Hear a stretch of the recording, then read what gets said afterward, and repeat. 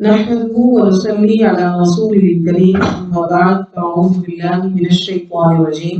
بسم الله الرحمن الرحيم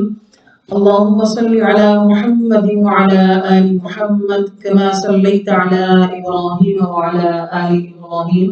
إنك حميد مجيد اللهم بارك على محمد وعلى آل محمد كما باركت على إبراهيم وعلى آل إبراهيم إنك حميد مجيد اللهم فقهنا في الدين. اللہ سبحانہ وتعالی سے دین کا فہم حاصل کرنے اور اس پر عمل کی اخلاص کے ساتھ دعاؤں کے ساتھ آغاز کرتے ہیں سورۃ الاعراف پارہ نمبر 9 آیت 130. بسم اللہ الرحمن الرحیم. وَلَقَدْ أَخَذْنَا آلَ فِرْعَوْنَ بِالسِّنِينَ. اللہ سبحانہ وتعالی جیسے کہ پچھلی آیات جہاں ہمارا سلسلہ کلام رکا مختلف قوموں کے احوال ہم پڑھ رہے تھے اور ہم نے یہ پڑھا کہ جب لوگ غافل ہو جاتے ہیں تو پہلے اللہ تعالیٰ کسی قوم پہ سختی ڈالتے ہیں، پھر اس کو آسودگی دیتے ہیں اور پھر یہاں تک کہ وہ اس میں بالکل ہی پڑھ کے غافل ہو جاتے ہیں تو ہماری گرفت آ جاتی ہے. تو آل فرعون کو بھی اللہ نے مختلف طریقوں سے آزمایا. جب انہیں اقتدار دیا تو ان کے ہاں بہت ظلم اور ستم انتہا کو پایا جاتا تھا. تو اب ان کے مسائل کی دور کی ابتدا ہوئی. اللہ نے ان کو طرح طرح کی سزاؤں میں مبتلا کیا. یہاں پہ یہی ذکر ہے کہ اللہ فرماتے ہیں کہ ہم نے آل فرعون کو پکڑا تھا قحطوں کے ساتھ. سنین یعنی قحط کے زمانے کئی سال کافی وقت ان پر رہے اور آپ جانتے ہیں قحط اس دور کو کہتے ہیں جب بارش نہیں ہوتی اور خوراک کی قلت ہو جائے. اور منقسم من الثمرات اور پھر پھلوں کی بھی قلت، ظاہر پانی نہ ہونے کی وجہ سے فصلوں کا نقصان. اور اللہ فرماتے ہیں کہ ہماری جب بھی کوئی نصیحت آتی تھی ان فرعونیوں کے پاس تو یہ نہیں نصیحت کو حاصل کرتے تھے. فَإِذَا جَاءَتْهُمُ الْحَسَنَةُ ان کے پاس جب کوئی آسودگی یا خوشحالی آ جاتی تو کہتے تھے کہ لنا حاضی، یہ تو ہمارے لائق ہے، انہیں ہم ڈیزرو کرتے ہیں، ہمارا علم ہے، ہمارا ہنر ہے، ہمارے ایسے حالات ہیں کہ ہم ہی کو ملے گے، اس پہ اترانے لگتے تھے. اور جب کوئی سیئہ ان کو پہنچتی تو یطیر بموسیٰ ومن معہ، تو اس وقت یہ کس طرح کے نازبہ الفاظ کہتے کہ یہ کہتے تھے کہ یہ تو نحوست ہے، یہ شکون بد ہے. کس کی وجہ سے؟ معاذ اللہ، وہ کہتے تھے بموسیٰ ومن معہ، موسیٰ علیہ السلام اور ان کے جو ساتھی ہیں ان کی وجہ سے ہمارے اندر جو ہے نا یہ مصیبت یا تکلیف جو ہے وہ آ گئی. اللہ نے فرمایا الا انما طائرهم عند اللہ، سنو کہ اس کا شگون، اس کی جو وقت کی بات ہے وہ تو اللہ کے پاس ہے اور یہ شگون والا تو کچھ نہیں ہے. ولكن اکثرهم لا يعلمون، مگر اکثر لوگ اس میں سے بے سمجھ ہیں. اور دوسرا وہ یہ بھی کہتے تھے کہ مهما تأتنا به آیۃ لتسحرنا بها، جب آپ ہمارے پاس کوئی نشانی، جب آپ ہمارے پاس کوئی نشانی لائیں گے تو اس کے ذریعہ، یعنی آپ ہمارے پاس نشانیاں اس لیے لے کر آ رہے ہیں تاکہ اس کے ذریعے سے آپ ہمارے اوپر جادو کر سکیں. تو بس آپ یاد رکھیں کہ ہم آپ کے اوپر نہیں ایمان لانے والے. بدبختی کی انتہا ہو گئی، انہوں نے ایسے کہہ دیا. تو فرعون اور اس کے حواری جب سرکش ہو گئے، باغی ہو گئے، اللہ فرماتے ہیں کہ ہم نے بھیجا ان کے اوپر طوفان بھیج دیا. پانی کی بہتات ہو گئی، اتنی بارشیں ہونے لگی، اتنا کثرت سے دریا ندی نالے چڑھ گئے کہ لوگوں کو گھر میں محصور ہوتے رہنا پڑا، پناہ لینے کے لیے محفوظ جگہوں پہ جانا پڑا. تو طوفان کے بعد والجراد، اور ٹیڑے دل ایک جو چھوٹا سا جانور ہوتا ہے، اس کی آفت ان پر مسلط کر دی کہ کسی علاقے میں جب اس والے جانور کا کی بھرمار ہو جائے تو وہاں کی جو فصلیں ہوتی ہیں وہ برباد ہو جاتی ہیں، اس لیے کہ یہ سبزہ کھانے والے ہوتے ہیں. تو اللہ نے ان کے اوپر اس کو مسلط کر دیا اور ان کا سارا سبزہ وہ کھا گئے. اور پھر اس کے علاوہ قمل کے مختلف معنی ہیں. اس سے مراد جو ہے وہ کٹمل بھی لیا جاتا ہے یا کٹمل نما جتنے بھی یہ چھوٹے کیڑے ہوں جیسے سسری نما ہوں. اور تو اس کو اللہ نے ایک مکروہ چیز ان کے اوپر مسلط کر دی کہ یہ گھن ٹائپ کا تھا کہ جو ان کے اناج کو کھا جاتا تھا، ان کے اناج کو بالکل ہی خراب کر دیتا تھا. تو یہ سب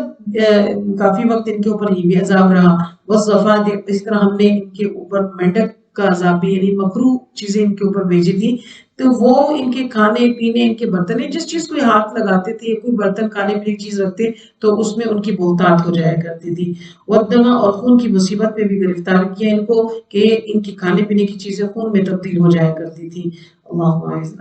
آیات مفسرات، اللہ فرماتے ہیں کہ علیحدہ علیحدہ نشانیاں ہیں جو ہم نے فرعون اور اس کی قوم پر وقتاً فوقتاً بھیجی، لیکن وہ جگہ سے نہیں رہے، ٹس سے مس نہیں ہوئے۔ یہ تمام نشانیاں اللہ نے ان جرائم پیشہ لوگوں کو دی تاکہ یہ بدل جائے، لیکن نہ بدلنا تھا تو نہ بدلے۔ فاستکبروا، تکبر کیا، اور وہ مجرمین تھے، بڑے بڑے گناہگار لوگ تھے۔ اور جب بھی واقعہ ہوتا ہے ان کے اوپر الرجز، کوئی عذاب، تو کہتے اے موسیٰ مانگو، دعا کرو اپنے رب سے، بما عہد عندک، ہم یعنی وعدہ کرتے، اس نے آپ سے تو وعدہ کر رکھا ہے، لئن کشفت عنا، یعنی آپ کی دعا قبول ہوگی، آپ یہ جو پر افتاد آن پڑی ہے، یہ عذاب آ گیا ہے، بہت سی وبائی بیماریاں بھی اور اس طرح کی چیزیں ان کے اوپر آتی رہیں، تو وہ کہتے تھے کہ آپ اللہ سے دعا کریں کہ اگر اس نے کشفت ہٹا دیا ہم سے اس تکلیف کو، تو اب ہم کیا کریں گے، لنؤمنا، لنؤمنن لگا، ہم لام کا لفظ آگے تاکید کے لیے ہوتا ہے کہ ہم ضرور اور ضرور ایمان لے کر آئیں گے لگا تجھ پر۔ تو ایسی تاکیدی انداز میں وہ کہتے، اور ساتھ میں یہ کہتے کہ ہاں جو آپ کی ڈیمانڈ ہے کہ بنی اسرائیل کو ساتھ لے جانے کی، تو وَلَنُرْسِلَنَّ، ہم بھیج دیں گے آپ کے ساتھ، بنی اسرائیل کو بھی ضرور بھیج دیں گے۔ یہ یقین دہانی کرائے کہ اب آپ دعا کریں کہ یہ مصیبت رفع ہو جائے۔ موسیٰ علیہ السلام ہاتھ اٹھاتے، اللہ سے دعا کرتے، اللہ مصیبت کو دور کر دیتے۔ فَلَمَّا كَشَفْنَا، ہم ہٹا دیتے ان سے رجزہ، اس تکلیف کو، إِلَىٰ أَجَلٍ بَالِغٍ، تو بس یعنی اس جو ایک جو مدت کو پہنچنے والے تھے کہ ہم کچھ دنوں میں آپ سے بھیج دیں گے، تو وہ مدت جیسی پوری ہوتی تو اذا هم ينقضون، وعدہ توڑ دیتے کہ نہیں ہم نے تو وعدہ نہیں کیا تھا، یہ وعدہ پورا نہیں کرتے، تو پھر دوسرا عذاب آ جاتا۔ پھر وہ اسی طرح کہتے کہ اب ہم سے یہ تکلیف ہٹوا دیں، آپ دعا کریں تو ہم جو ہے وہ بدل جائیں گے، ہم ضرور ایمان لے کر آئیں گے اور آپ کے ساتھ بنی اسرائیل کو بھیجیں گے۔ یوں ہوتے ہوتے ہی جو مختلف عذابات کا ہم نے ذکر ابھی پڑھا، یہ آتے رہے اور ہر بار یہ اسی طرح کہتے رہے۔ فانتقمنا منهم، اللہ فرماتے ہیں کہ ہم نے ان سے انتقام لیا۔ اللہ زبردست چونکہ انتقام لینے والا ہے اور وہ غنی بھی ہے، بے نیاز بھی ہے کہ اس کی اطاعت کوئی نہ کرے تو نقصان نہیں ہے اس کو، بلکہ بندے کا اپنا نقصان ہے۔ اللہ فرماتے ہیں بس غرق کر دیا ہم نے ان کو، ڈبو دیا، فِالْيَمِّ، دریا میں، یم کہتے ہیں دریا کو۔ فرعون اور اس کا جو لشکر تھا، اللہ نے ان کو دریائے نیل میں نہیں بلکہ بحر قلزم میں غرق کر دیا، اور وہ بحر قلزم جس کے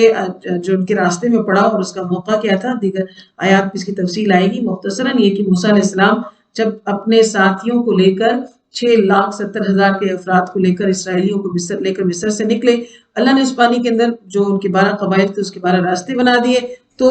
جو برف کے مانند جم کے پہاڑ جو ہے وہ بن کے پانی جو ہے وہ رہ گیا تھا اور بیچ میں سے خشک راستے بن گئے تھے۔ تو پھر جب فرعون اور اس کے ساتھی گزرنے لگے تو اللہ نے وہ پانی کو حکم دیا، وہ واپس جا ملا اور فرعون اپنے ساتھیوں کے ساتھ غرق ہو گیا۔ اللہ فرماتے ہیں کہ ہم نے اس کو اس لیے غرق کیا تھا کیونکہ اس نے کیا کیا تھا، کذب آیاتنا، ہماری آیات کو جھٹلایا تھا، اور وہ کون تھا، غافلین، بے خبر، یعنی بے خبر کا مطلب غفلت میں پڑا ہوتا، آخرت کا یقین نہیں تھا۔ اللہم لا تجعلنا من الغافلین، اللہ ہمیں شعور کے ساتھ اپنی آخرت کی زندگی کی تیاری کرتے رہنے والا بنائے۔ اور جس حکومت اور اقتدار پر یہ اور ان کے ساتھی غرور و تکبر کرتے تھے، اللہ نے فرمایا کہ اتنی بڑی سلطنت ان کے کام نہیں آئی، اور یہ صرف بادشاہ نہیں تھا، یہ تو خود کو خدا کہنے والا تھا، تو باقی لوگ تو کمزور سمجھتا تھا ان کو، تو اللہ فرماتے ہیں کہ ہم نے وارث بنا دیا انہی لوگوں کو، کانوا یستضعفون، جو وہاں پہ کمزور خیال کیے جاتے تھے، مشارق الارض ومغاربها، زمین کے مشرقوں اور مغربوں میں، التي، یہ وہ سرزمین جس میں ہم نے برکات رکھی ہے، اس سے مراد کے شام اور فلسطین کی مبارک سرزمین ہے، اور بعض مفسرین کے نزدیک مصر بھی اس میں داخل ہے۔ اللہ فرماتے ہیں کہ بارکنا فیہا، ہم نے برکتیں رکھی ہیں، یہ علاقے سرسبز و شاداب ہیں، نہ صرف بلکہ زرخیز بھی ہیں اور خوشنما بھی ہیں، خوشکن بھی ہیں، نہریں، چشمے وغیرہ اس کے اندر، اور خوب سبزہ ہونے کی وجہ سے پر رونق ہے۔ اور سب سے بڑی برکات اس کے اندر کیا ہے کہ بہت سارے انبیاء علیہ السلام اس سرزمین مقدس پر مدفون ہیں۔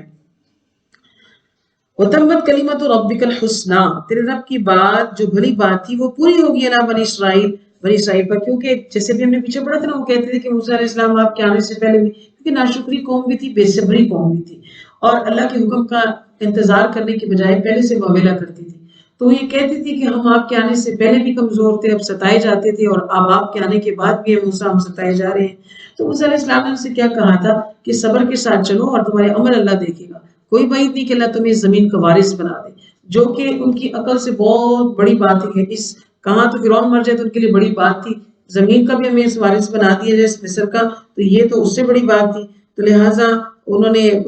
موسیٰ علیہ السلام کے کہنے پر صبر اختیار کیا، تو اللہ نے پھر انعام بھی دیا۔ اللہ نے یہ بھلی بات ان سے پوری کی، وعدہ کو پورا کیا کہ وہ اس زمین کا وارث بنائے گا، بما صبر، کس وجہ سے؟ تکالیف کے باوجود صبر پر۔ تو جب انہوں نے صبر کیا تو اللہ تعالیٰ نے ان کو یہ سرزمین کا مالک بنا دیا۔ وَدَمَّرْنَا مَا كَانَ يَصْنَعُ فِرْعَوْنُ وَقَوْمُهُ، جو چیز فرعون اور اس کی قوم نے بنائی تھی ہم نے اس کو ملیہ میٹ کر دیا۔ فرعون بڑی بڑی عمارات بناتے تھے، محلات تعمیر کرتے تھے، جنہیں اللہ نے تباہ و برباد کر کے اس کو ویران کر دیا۔ وَمَا كَانُوا يَعْرِشُونَ، اور جسے وہ اوپر چڑھاتے تھے، یعنی ایک اس سے مراد یہ کہ اونچے اونچے مینارات بنانے والا شخص تھا، اور اس کے ہاں اس طرح کی تعمیرات جو ہے وہ بہت عام تھی۔ اور فرعون جو ہے وہ ایک بار تو اس نے کہا تھا کہ میں اللہ کو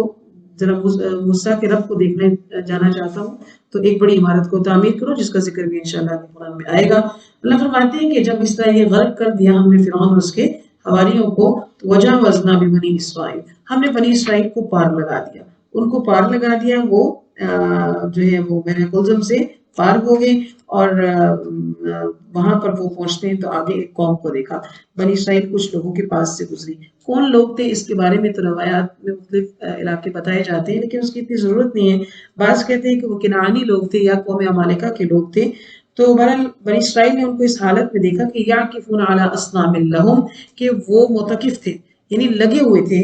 اپنے بتوں کی پوجا کرنے والے۔ اصنام صنم کی جمع ہے، یعنی اپنے آگے انہوں نے بت رکھے ہوئے تھے اور اس کے آگے عبادت میں لگے ہوئے تھے۔ بنی اسرائیل نے ان کو بڑا غور سے دیکھا تو کہنے لگے کہ یا موسیٰ، اے موسیٰ جعل لنا آلہا، اے الہا، اے موسیٰ بنا دے ہمارے لیے بھی ایک ایسا معبود۔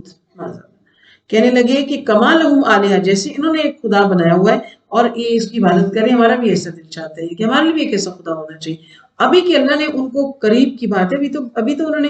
علاقہ پار کیا، اتنی بڑی مصیبت سے اللہ نے ان کو نجات دی تھی، یعنی صدیوں سے وہ غلامی کی زندگی بسر کر رہے تھے، اور ان کے بیٹے ذبح کر دیے گئے، قتل کر دیے گئے، ان کی عورتیں محل کے غلام بنا دی گئیں، اور کوئی خاص عہدہ، کوئی خاص زندگی ان بنی اسرائیلیوں کی جو ہے وہ مصریوں کے ہاں نہیں تھی۔ فرعون نے ان کو اپنی ایک مقبوضہ قوم بنایا ہوا تھا، بالکل ہی بگاڑ لینے والی قوم۔ اللہ نے اتنے بڑی آزمائش ان کو نجات دی تو شکر کرتے تھکنا نہیں چاہیے، لیکن جیسے ہی انہوں نے وہ دریا پار کیا، آگے قوم کو دیکھا اس حال میں، تو کہنے لگے موسیٰ ہمارے لیے بھی ایک ایسا رب بنا دے۔ موسیٰ علیہ السلام سب ناراض ہوئے اس قسم کی فرمائش پر، کہنے لگے کہ تم تو قوم تجہلون ہو، ایسی قوم جو بالکل ہی نادانی اور جہل کی بات کر رہی ہو، بتوں کی پوجا کرنے چاہتی ہو، یہ کیسی بات ہے؟ تو جب انہوں نے ایسا کہا، انہا اولائی، بے شک یہ وہی لوگ ہیں، متبعون جو تباہ ہونے والے ہیں، ہم فیہا، ہم فی جس میں یہ ہیں، وہ باطل اور باطل ہے، ما کانوا یصنعون، ما کانوا یعملون، وہ عمل جو انجام دے رہے ہیں، یہ شرکی افعال بالکل قابل قبول نہیں ہے۔ یعنی تم جن لوگوں کے اس طریقے کی ڈیمانڈ کر رہے ہو، یہ تباہ ہونے والے لوگ ہیں۔ یہ تمہیں اس کے اندر کوئی چار نظر آ رہا ہے یا اچھا لگ رہا ہے تم کو، تو یہ تو بالکل ہی راستے سے ہٹے ہوئے لوگ ہیں، اور تم کس قسم کے احمقانہ بات مجھے کہتے ہو کہ قال غیر اللہ ابغیکم، میں تمہارے لیے تلاش کروں اللہ کے سوا الہ، کوئی معبود، وہ فضلکم علی العالمین، اس نے تو تم کو تمام جہان پر فضیلت حاصل دی ہے۔ یعنی کہ تم خالی اگر بہت معرفت کی بات نہیں ہے تو اتنی بھی بات سمجھ کے لیے کافی ہے کہ اس رب نے تو احسان کیا ہے، فضیلتیں دی ہیں، ہم تو اسی کو مان سکتے ہیں، اگر کوئی اور دعوت دے کسی تو تب بھی ہم نہیں مان سکتے ہیں۔ اور یاد کرو ذرا، ابھی ہم نے تم کو نجات دی تھی من آل فرعون سے۔ فرعون کون تھا؟ جس نے تم کو سوء عذاب، برے عذاب میں مبتلا کیا تھا، اور یقتلون ابناءکم ویستحیون نساءکم وفی ذالکم بلاء من ربکم عظیم، بڑی آزمائش سے تم کو اللہ نے چھٹکارا دیا۔ وواعدنا موسیٰ 30 لیلۃ، یہ واقعات نسبتاً تفصیل کے ساتھ جو آپ البقرہ میں مختصراً اشارتاً پڑھ چکے، اب یہاں پہ نسبتاً تفصیل کے ساتھ آئے کہ فرعون اور اس کے ساتھی کیا کرتے تھے، اور موسیٰ علیہ السلام نے ان کو کیا پیغامات دیے، اور اللہ نے ان کے ساتھ کیا معاملے کیے۔ تورات جس کا لفظی معنی ہوتا ہے قانون، بنی اسرائیل خواہش مند تھے اس بات کے کہ اب ہمیں کوئی شریعت مل جائے، کوئی لا ہونا چاہیے ہمارے لیے جس کے تحت ہم زندگی کو گزاریں، تو اللہ نے ان کو یہ کتاب ہدایت عطا کی، یعنی تورات عطا کی، اور اس کو عطا کرنے کے لیے جو معاملہ ہوا تھا وہ موسیٰ علیہ السلام 30 لیلۃ 30 راتوں کے لیے کوہ طور پر گئے تھے، وہاں اعتکاف کیا، اللہ کے حکم پر، تو تب آپ کو کتاب کا ملنے کا وعدہ تھا، آپ نے اس کو پورا کیا، وہ اتممناہا، اللہ نے اس میں مزید 10 دنوں کا اضافہ کیا۔ جب انہوں نے یہ 40 لیلۃ، یہ مقررہ 40 راتیں پوری کر دی، تو اللہ سبحانہ و تعالیٰ نے ان کو یہ کتاب عطا کی اور یہ اس کو لے کر اپنی قوم کے پاس آئے۔ اور جب اپنی قوم کے پاس آئے، کیونکہ وہ اپنے بھائی کو وہاں پہ اپنا نائب مقرر کر کے گئے تھے، تو قال اور کہا موسیٰ علیہ السلام نے اپنے بھائی سے کہ ہارون اخلفنی فی قومی، کہ میری قوم کے آپ نے نائب بن جانا ہے، میرے آنے تک ان کا خیال رکھنا ہے۔ خیال رکھنے کا مطلب کیا تھا؟ ان کے دین کا خیال رکھنا تھا، ان کی نیابت کرنی تھی، آپ جانشین بھی بنے اور میری قوم کی اصلاح کرتے رہے۔ وَلَا تَتَّبِعْ سَبِيلَ الْمُفْسِدِينَ، فساد کرنے والوں کے راستے پر نہیں چلنا۔ تو اسی پروگرام کے مطابق یہ سب وہ اپنی طرف سے کوشش کرتے رہے، لیکن بنی اسرائیل نے ان کی نہ سنی۔ تو موسیٰ علیہ السلام جب اپنے مقررہ وعدے کے مطابق واپس آئے، وَلَمَّا جَاءَ مُوسَىٰ لِمِيقَاتِنَا، تو اللہ تعالیٰ نے ان کو واپس بھیج دیا۔ بعض مفسرین یہ کہتے ہیں کہ موسیٰ علیہ السلام کو اللہ سے جس دن ہم کلامی کا شرف حاصل ہوا وہ عرفہ کا دن تھا، یعنی 9 ذی الحجہ کا دن تھا، اللہ تعالیٰ نے آپ سے کلام فرمایا تھا۔ اور اگلے دن یعنی 10 ذی الحجہ کو اللہ سبحانہ و تعالیٰ نے ان کو تورات عطا فرمائی تھی۔ اور موسیٰ علیہ السلام کو یہ یعنی تدریج کے ساتھ، یہ ایک دم تو کتاب نہیں دے دی گئی تھی نا، آپ جانتے ہیں کہ آگے خود پڑھیں گے بھی آپ کہ وہ مدین کے سفر سے واپسی پر آئے تھے، تو اللہ نے ان کو مخاطب کیا تھا، اللہ تعالیٰ نے وہاں پر ان کو جو وہ نبوت عطا کر دی تھی۔ تو لہٰذا یہ جب اس وعدے کو پورا کرنے کے بعد جب آپ واپس آئے تو قال رب ارنی، اور یہاں پہ بیچ میں وکلمہ ربہ کی بات آتی ہے کہ موسیٰ علیہ السلام نے اپنے وعدے کا وقت پورا کیا، وکلمہ ربہ، اور اپنے رب سے کلام بھی کیا۔ تو قالا، کہنے لگی، وہاں پہ موسیٰ علیہ السلام کی طرف بھی شوق پیدا ہوا کہ رب ارنی، اے میرے رب دکھا دے مجھ کو، یعنی میں آپ کو دیکھنا چاہتا ہوں، انظر الیک۔ اللہ نے فرمایا کہ ہم اپنی تجلی کا اظہار تو فرما دیں گے، لیکن آپ کی آنکھ اس دنیا میں، یعنی کوئی آنکھ دنیا میں اللہ کی رویت کو کتاب نہیں لا سکتی ہے۔ تو قال لن ترونی، آپ ہرگز مجھے نہیں دیکھ سکیں گے، اور آپ کیونکہ آپ کے اندر وہ استعداد ہی نہیں ہے، لیکن میں اس تجلی کو آپ پر نہیں ڈالتا ہوں۔ آپ ذرا اس پہاڑ کی طرف دیکھیں، فَإِنِ اسْتَقَرَّ مَكَانَهُ، اگر یہ اپنی جگہ پر قائم رہا تو فَسَوْفَ تَرَانِي، آپ بھی مجھ کو دیکھ لیں گے، کیونکہ انسان سے تو ظاہر ہے پہاڑ یعنی بھیت کے اعتبار سے بہت سٹرونگ ہوتا ہے۔ اللہ سبحانہ و تعالیٰ نے فَلَمَّا تَجَلَّىٰ رَبُّهُ لِلْجَبَلِ، پہاڑ پر اپنی تجلی کو ڈالا تو پہاڑ اس کو سہ نہ سکا، جعلہ دکا، وہ ہو گیا ریزہ ریزہ، یعنی بالکل ہی، یعنی اس میں بعض روایات کے اندر یوں آتے ہیں کہ ایک جیسے ایک سب سے چھوٹی انگلی ہو اگر ہاتھ کی نا، تو اتنی ہاتھ کی انگلی کا جو اشارہ ہے اتنی تجلی کا صرف اظہار فرمایا تھا، اور پہاڑ اپنی جگہ ٹک نہیں سکا۔ تو بہرحال کیا کسی بھی انداز میں ہو وہ، لیکن اللہ کی رویت کو جب پہاڑ بھی برداشت نہیں کر سکا اور وہ ٹکڑے ٹکڑے ہو گیا، تو موسیٰ علیہ السلام سے کہا جب یہ پہاڑ نہیں ٹک سکا اپنی جگہ، تو آپ بھی اس رویت کو، اس نظارے کو نہیں کر سکتے، نہیں آپ کے اندر استعداد۔ ہاں اللہ جب استعداد دے، اللہ جب استعداد دے تو وہ ایک الگ بات ہے۔ جیسے کہ اللہ نے موسیٰ علیہ السلام کے علاوہ تو پھر کسی نے کلام نہیں نہ کیا، تو یہ اللہ نے ان کو یہ کلام سننے کی ایک ان کے اندر طاقت رکھی اور وہ اس کو سن سکتے۔ تو خر موسیٰ صعقا، موسیٰ علیہ السلام پر اس تجلی کی اور اس پہاڑ کی ریزہ ریزہ ہونے پر ایک دہشت طاری ہو گئی اور وہ بے ہوش ہو کے گر پڑے۔ فلما افاقا، بس جب افاقہ ہوا، کچھ وہ بہتر ہوئے، تو کہنے لگے سبحانک،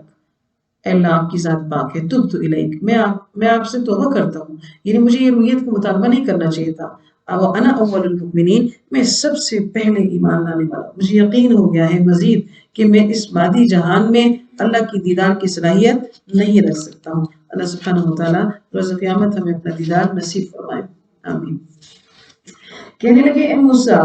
انی، بے شک میں نے اصطفیتک، آپ کو چنا ہے، علی الناس، لوگوں کے لیے، کس بات کے لیے؟ برسالاتی، میرا میسج آپ نے لے کے جانا ہے، وہ بھی کلامی، اور جو میرا کلام ہے یہ لوگوں کو بتانا ہے، آپ میرا کلام ہے، میں نے آپ کو اپنا رسول بنایا اور پھر آپ کو شرف تکلم بخشا ہے۔ فخذ، بس لے لو، ما آتیتک، جو آپ کے پاس ہے، یعنی تو آپ کی تختیاں لے جائیے، جو کچھ مل گیا ہے اس پر اکتفا کیجیے اور ہو جائیے میرے شاکرین، شکر کرنے والوں میں سے۔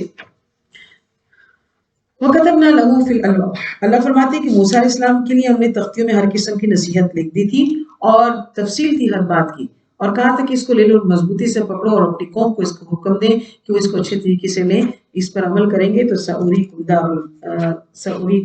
دار الفاسقین، تو ضرور میں جو ہے وہ عنقریب دکھاؤں گا نافرمانوں کا گھر، یعنی جو نافرمانی کرے گا تو ظاہر ہے اس کے لیے برا انجام ہوگا، اور جو دیگر ہیں اچھے طریقے سے لیں گے تو ان کو ظاہر ہے بہترین اجر ملیں گے.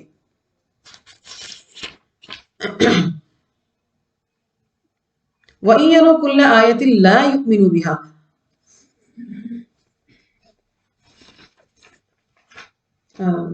سأصرف عن آیاتی، ضرور میں پھیر دوں گا اپنی آیات کو ان لوگوں سے یتکبرون، جو تکبر کرتے ہیں زمین میں ناحق، اور اگر وہ ہر طرح کی نشانی دیکھ لیں تو بھی لا یؤمنون، نہیں ایمان لاتے ہیں اس کے اوپر. وَإِن يَرَوْا سَبِيلَ الرُّشْدِ، اور اگر ان کو ہدایت کا راستہ دیکھ لیں یہ مغرور لوگ تو بھی نہیں بناتے اس میں سبیلا کوئی راستہ. وَإِن يَرَوْا سَبِيلَ الْغَيِّ، اور ہاں گمراہی کا کوئی راستہ دیکھ لیتے ہیں تو اس کے اندر راستہ بنا لیتے ہیں. کھیل تماشا عیاشی فحاشی نام و نمود رسومات باطلہ اور لہو العب کے جتنے بھی کام ہیں ان میں پیش ہو جاتے ہیں، اور نہیں تو کم سے کم فوراً اس کو قبول کرتے ہیں، اس میں شامل ہو جاتے ہیں، ہدایت کی بات میں وہ دور بھاگتے ہیں. اور وَكَانُوا عَنْهَا غَافِلِينَ، وہ اللہ کی آیات سے بے خبر رہتے ہیں. اور وہ لوگ جنہوں نے جھٹلایا ہماری آیات کو بھی اور لقاء الآخرہ کو بھی تو ایسوں کا حبطت اعمالهم، اعمال ان کے ضائع ہوئے. هل يجزون الا ما كانوا يعملون، قریب جو ہے وہ ان کو ان کے اعمال کا جو انہوں نے انجام دیے اس کا انجام ان کو مل جائے گا. آیت 148 میں اللہ فرماتے ہیں کہ وَاتَّخَذَ قَوْمُ مُوسَىٰ، اور موسیٰ علیہ السلام نے اور موسیٰ علیہ السلام کی جو قوم تھی انہوں نے بنا لیا موسیٰ علیہ السلام کے بعد من حلیہم عجلا جسدا لہ خوار، اپنے زیورات سے، حلیہم اپنے زیورات سے، عجلا ایک بچڑا بنا لیا. اس کی تفصیل بھی انشاءاللہ دیگر صورتوں میں آئے گی، وہیں پر دیکھیں گے کہ انہوں نے جسدا لہ خوار، سونے کو اپنے اس سے ایک سونے کو ڈھال کر بنایا تھا ایک جسم، یعنی وہ سونا پگھلانے سے، وہ زیورات پگھلانے سے. اور یہ زیورات وہ تھے جو انہوں نے اسرائیلیوں نے مصریوں سے یا قبطیوں سے ادھار لیے تھے کہ وہ چونکہ مصر سے نکلے ہی اس طرح سے تھے کہ وہاں سے نکل تو نہیں سکتے تھے. انہوں نے کہا ہم اپنے کسی میلہ پروگرام کو مذہبی تہوار کہہ لیں تو اس طرح کا ان کو بہانہ کیا تھا کہ ہم اس پر جانا چاہتے ہیں، تو تاکہ ان کو یقین رہے تو ان سے کہا کہ ہمیں اپنے زیورات وغیرہ بھی دے دو تو آپ کو واپسی پہ ہم دے دیں گے. تو جب یہ ان سے لیے تھے تو یہ اب زیورات چونکہ فرعون اور اس کی قوم تو غرق ہو گئی اور ایک حالت جنگ ہو جاتی ہے نا، تو وہ مال غنیمت بن جاتا ہے. تو اس زمانے کی شریعت میں، موسیٰ علیہ السلام کی شریعت میں مال غنیمت جو تھا وہ حرام تھا استعمال کرنا، اس کو نہیں استعمال کیا جا سکتا تھا. تو اب یہ ان کے پاس تھا، یہ اس کا بوجھ اٹھاتے اٹھاتے جو وہ تھک گئے تھے. موسیٰ علیہ السلام چونکہ دن میں موجود نہیں تھے تو کوئی فیصلے کی بات نہیں ہو سکتی تھی. تو ان کو ایک شخص جو سامری تھا اس نے ان کو یہ بات سمجھائی کہ یہ سارے زیورات اکٹھے کر کے ان کو پگلاؤ. پھر اس نے ان کے لیے ایک بچڑا بنایا اور پھر اس کے اندر سے ایک ایسی آواز نکالی، ایک حضرت جبریل علیہ السلام کے قدم مبارک کی مٹی اس کو حاصل تھی، وہ ڈالنے کی وجہ سے اس میں سے ایک ایسی آواز نکلتی تھی جیسے کہ گائے کی آواز ہو. تو اس نے کہا کہ دیکھو یہ ایک مبارک اور متبرک چیز تمہارے لیے بن گئی، اور اس کو انہوں نے کیا کیا، خدا بنا لیا اپنا.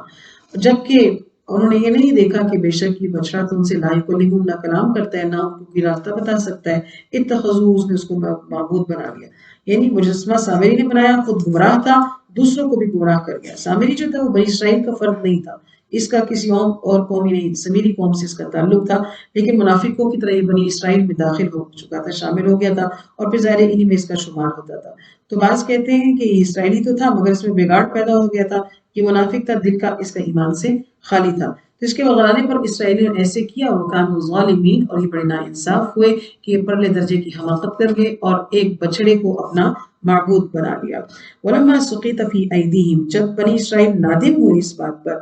کہ انہوں نے جب، یعنی سقطہ کا مطلب یہاں پہ سقطہ کا مطلب نادم ہوتا ہے، لیکن مطلب یہ کہ جب وہ گرائے گئے اپنے ہاتھوں میں، مطلب غلط کام کرنے کی وجہ سے خود اپنی نظروں میں گر جائے اور انسان گردن کو جھکا لے.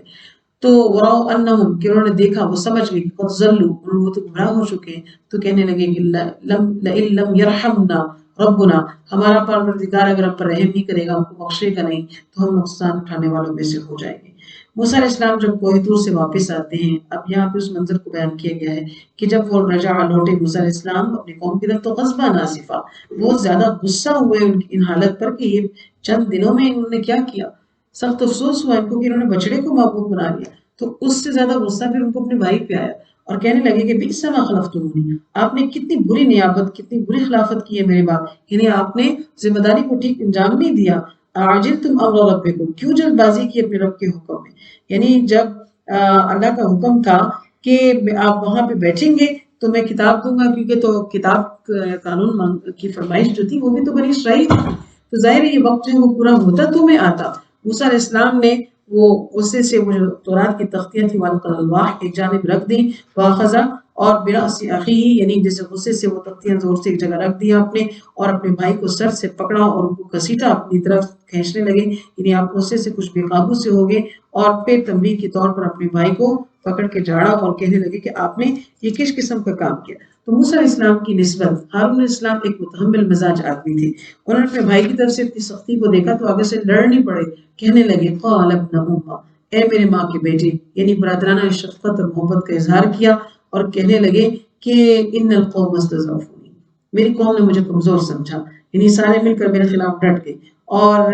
میں ان کے ساتھ زیادہ سختی اس لیے نہیں کی، ایک تو یہ کہ بہت زیادہ شدت ہی اختیار کر گئے تھے کہ وقعت یقتلوننی، قریب تھا کہ مجھے جان سے ہی مار دیتے، لیکن جان سے مارنے کا مسئلہ نہیں تھا، بلکہ مسئلہ کیا تھا کہ آپ یہ سمجھتے کہ میری قوم جو ہے آپ نے اس کے اندر پھوٹ ڈلوا دی ہے، یہ لوگ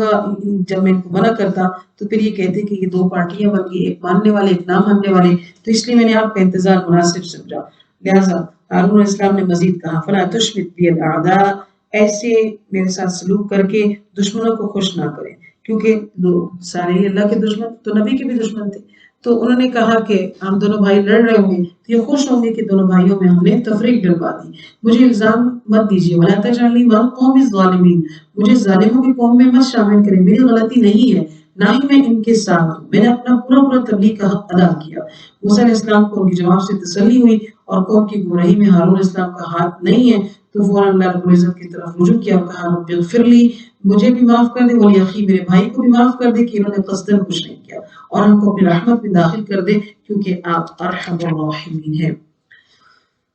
ان الذین اتخذوا، بے شک ان لوگوں نے بنایا العجل بچڑے کو معبود بنا لیا، جنہوں نے تو سینال پہنچے گا ضرور ان کو غضب میں ربهم، ان کے رب کی طرف سے غضب پہنچے گا۔ اللہ تعالیٰ کی وحدانیت کو ان کو کہا تھا کہ قبول کر لو، لیکن انہوں نے جو ہے یہ کام کیا، تو لہٰذا اب یہ کہا ان کو کہ اللہ کے نبی جو کہ موجود ہے اور سمجھا رہے ہیں کہ اللہ کی وحدانیت کو قبول کر لو اور بچڑے کی پوجا چھوڑ دو ورنہ عذاب میں مبتلا ہو جاؤ گے، وذلت اور ذلت بھی ہوگی تم کو دنیا کی زندگی میں۔ اسی طرح مفترین کو، یہی بہتان باندھنے والوں کو سزا دیا کرتے ہیں، اور وہ لوگ جنہوں نے عمل السیئات کیے پھر توبہ کی بعد اس کے اور ایمان لے آئے تو بے شک آپ کا رب اس کے بعد لغفور رحیم، رحم کرنے والا اور بخشنے والا ہے۔ ولما سکت عن موسیٰ الغضب، موسیٰ علیہ السلام کا غصہ تھم گیا، اخذ الالواح، تورات کی تختیاں اٹھا لی کہ جو انہوں نے اس وقت غصے میں آ کے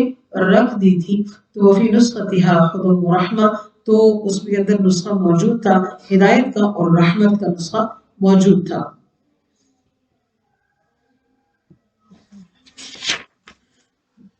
للذین، ان لوگوں کے لیے ہم لربہم جو اپنے رب سے یرہبون ڈرتے ہیں، یعنی جو شخص ہدایت پر عمل پیرا ہوتا ہے اس میں خوف خدا موجود ہوتا ہے اور اس میں ہدایت ہے متقین کے لیے، یعنی تورات کا مضمون بھی کیا تھا؟ تقوی کا۔ واختار موسیٰ قومہ 70 رجلا لمیقاتنا، اور منتخب کیے موسیٰ علیہ السلام نے اپنی قوم سے 70 آدمی مقررہ مقام تک لے جانے کے لیے۔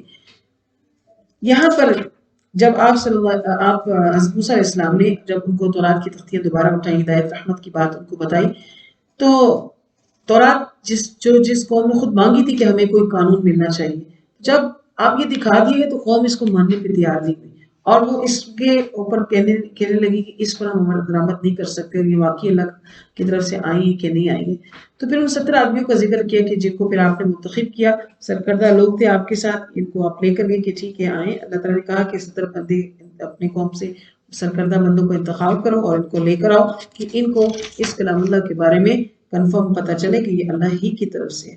تو ان کا انتخاب کر کے کوہ طور پر لے کر گئے تاکہ اللہ تعالیٰ سے ہم کلام ہو سکے۔ بعض تفسیری روایات میں آتا ہے کہ جب یہ لوگ تو کوہ طور پہ پہنچے تو ایک بادل چھا گیا، موسیٰ علیہ السلام سے اللہ نے کلام کیا جسے بنی اسرائیل نے خود سنا مگر پھر بھی ایمان نہیں لائے۔ فلما اخذتهم الرجفہ، یعنی اس کے بعد یہ جو کہا گیا کہ ان کو ایک زلزلے نے پکڑ لیا، کیونکہ اس کا ذکر آپ البقرہ میں پڑھ چکے ہیں کہ جب انہوں نے خود کلام کو سن لیا کہ یہ اللہ موسیٰ علیہ السلام سے کلام کر رہے ہیں، تو کہنے لگے کہ جیسے انہوں نے کہا تھا کہ لن نؤمن لک حتی نری اللہ جہرۃ، پہلے پارے میں آتا ہے کہ ہم ہرگز بھی ایمان نہیں لائیں گے اللہ کو جب ہم اپنی آنکھوں سے نہیں خود دیکھ لیں۔ جبکہ موسیٰ علیہ السلام نے بھی جب رویت الہی کا اظہار کیا تھا کہ میں دیکھنا چاہتا ہوں، تو اللہ نے کیا کہا تھا کہ لن ترانی، آپ ہرگز نہیں مجھ کو دیکھ سکتے ہیں۔ تو بہرحال جب انہوں نے ایسا کہا، آنکھوں سے دیکھنے کا مطالبہ کیا، تو اللہ کا غضب بھڑکا اور پھر ایک زلزلہ آیا، ایک جھٹکا آیا اور ان کو پکڑ لیا الصاعقۃ، ایک بجلی نے، اور وہ بجلی ان کے اوپر کڑکی اور وہ گری اور نیچے سے زلزلہ آیا اور یہ 70 کے 70 آدمی وہیں ہلاک ہو گئے۔ اور بعض کے نزدیک وہ نیم مردہ حالت میں، بے ہوشی کی حالت میں تھے، اور بعض کے نزدیک کہ ان پہ موت طاری ہو گئی تھی۔ تو بہرحال موسیٰ علیہ السلام نے اللہ کے حضور عرض کی گئی، اے رب لو شئت، اگر آپ چاہتے تو اہلکتہم، ان کو ہلاک کر دیتے، من قبل، اس سے پہلے، یعنی جیسے آپ نے فرعونیوں کو ہلاک کیا تھا، آپ ان کو ان کی اسی جگہ پر ان کو عذاب دیتے، آپ قادر تھے اس پر، آپ وہیں پر ان کو ہلاک کر دیتے۔ یعنی موسیٰ علیہ السلام نے بہت حد تک عاجزی اور انکساری کا اظہار کرتے ہوئے خود کو بھی اس میں شامل کر دی کہ اللہ آپ ہمیں ادھر ہی ہلاک کر دیتے، اتہلکنا بما فعل السفہاء منا، کیا آپ ہمیں اس لیے ہلاک کر دیں گے کہ بعض بیوقوفوں کی وجہ سے، کہ بعض لوگوں نے ایسے کیا۔ تو اور دوسری یہ کہ جو کہ چند لوگ جب بیوقوفی کرتے ہیں تو بسا اوقات ساری قوم کو بھگتنا پڑتا ہے۔ ان ہی الا فتنۃ، یہ جو ہلاکت ہے 70 لوگوں کی، یہ تو میرے لیے ایک بڑی آزمائش اور امتحان ہے، اور اس میں کامیابی بھی آپ ہی کی طرف سے ہوگی، کیونکہ ذل بہا من تشاء، کہ جس کو آپ چاہیں تو گمراہ کر دو، ہدایت دے جس کو چاہیں، انت ولینا، آپ ہی ہمارے ولی ہیں، بخش دے ہم کو، معافی دے دے، رحم کر دے، اور ہم آپ سے آپ بہتر جو ہیں وہ بخشش کرنے والے خیر الغافرین ہیں۔ تو موسیٰ علیہ السلام نے دعا کی اور کہا کہ اس طرح سے ہم کو معاف کر دے، اور موسیٰ علیہ السلام نے مزید فرمایا، اللہ سے یہ مناجات کی کہ وَاکْتُبْ لَنَا فِی هَٰذِهِ الدُّنْیَا، لکھ دے ہمارے لیے اس دنیا میں بھی، آخرت میں بھی بھلائیاں، اِنَّا ہُدْنَا إِلَیْکَ، ہم بے شک آپ ہی کی طرف رجوع کرتے ہیں۔ یعنی اس موسیٰ کی دعا، پہلی دعا جو تھی وہ معصیت کے اوپر معافی کی دعا تھی، اب دنیا اور آخرت کی بھلائی کے حصول کی دعا کر رہے ہیں کہ اللہ ہمیں دنیا میں بھی اپنی رحمت عامہ میں شامل رکھنا، اور پھر قیامت کے دن اپنی رحمت خاصہ میں بھی شامل فرما دینا۔ تو قال، فرمایا کہ عذابی، میرا جو عذاب ہے اسی کو میں پہنچاتا ہوں، بھی من اشاء، جس کو چاہتا ہوں، البتہ میری رحمت جو وسعت بہت وسیع ہے ہر چیز کے اوپر، اور چونکہ وہ رحمان الرحیم ہے، اور ہر چیز پر اس کی رحمت جو ہے وہ غالب آ جاتی ہے جب وہ چاہے۔ الذین یتبعون، جو کوئی پیروی کرتے ہیں، الذین، وہ لوگ، یتبعون رسول النبی، نبی الامی، کہ جس نے نبی امی کی پیروی کی۔ آگے سے سلسلہ کلام جو ہے وہ حضرت محمد صلی اللہ علیہ وسلم کی جانب یہاں پر پلٹ رہا ہے، اور بیچ میں جو پیچھے جو ذکر آیا اس میں کیا تھا کہ جو لوگ اللہ کے اوپر ایمان لاتے ہیں، زکوٰۃ ادا کرتے ہیں اور آخرت کا یقین رکھتے ہیں، تو ہم اپنی رحمت اس کے لیے خاص کر لیتے ہیں، ان کے لیے میں لکھ دوں گا جو یہ سب ڈر کر زندگی گزارتے رہے۔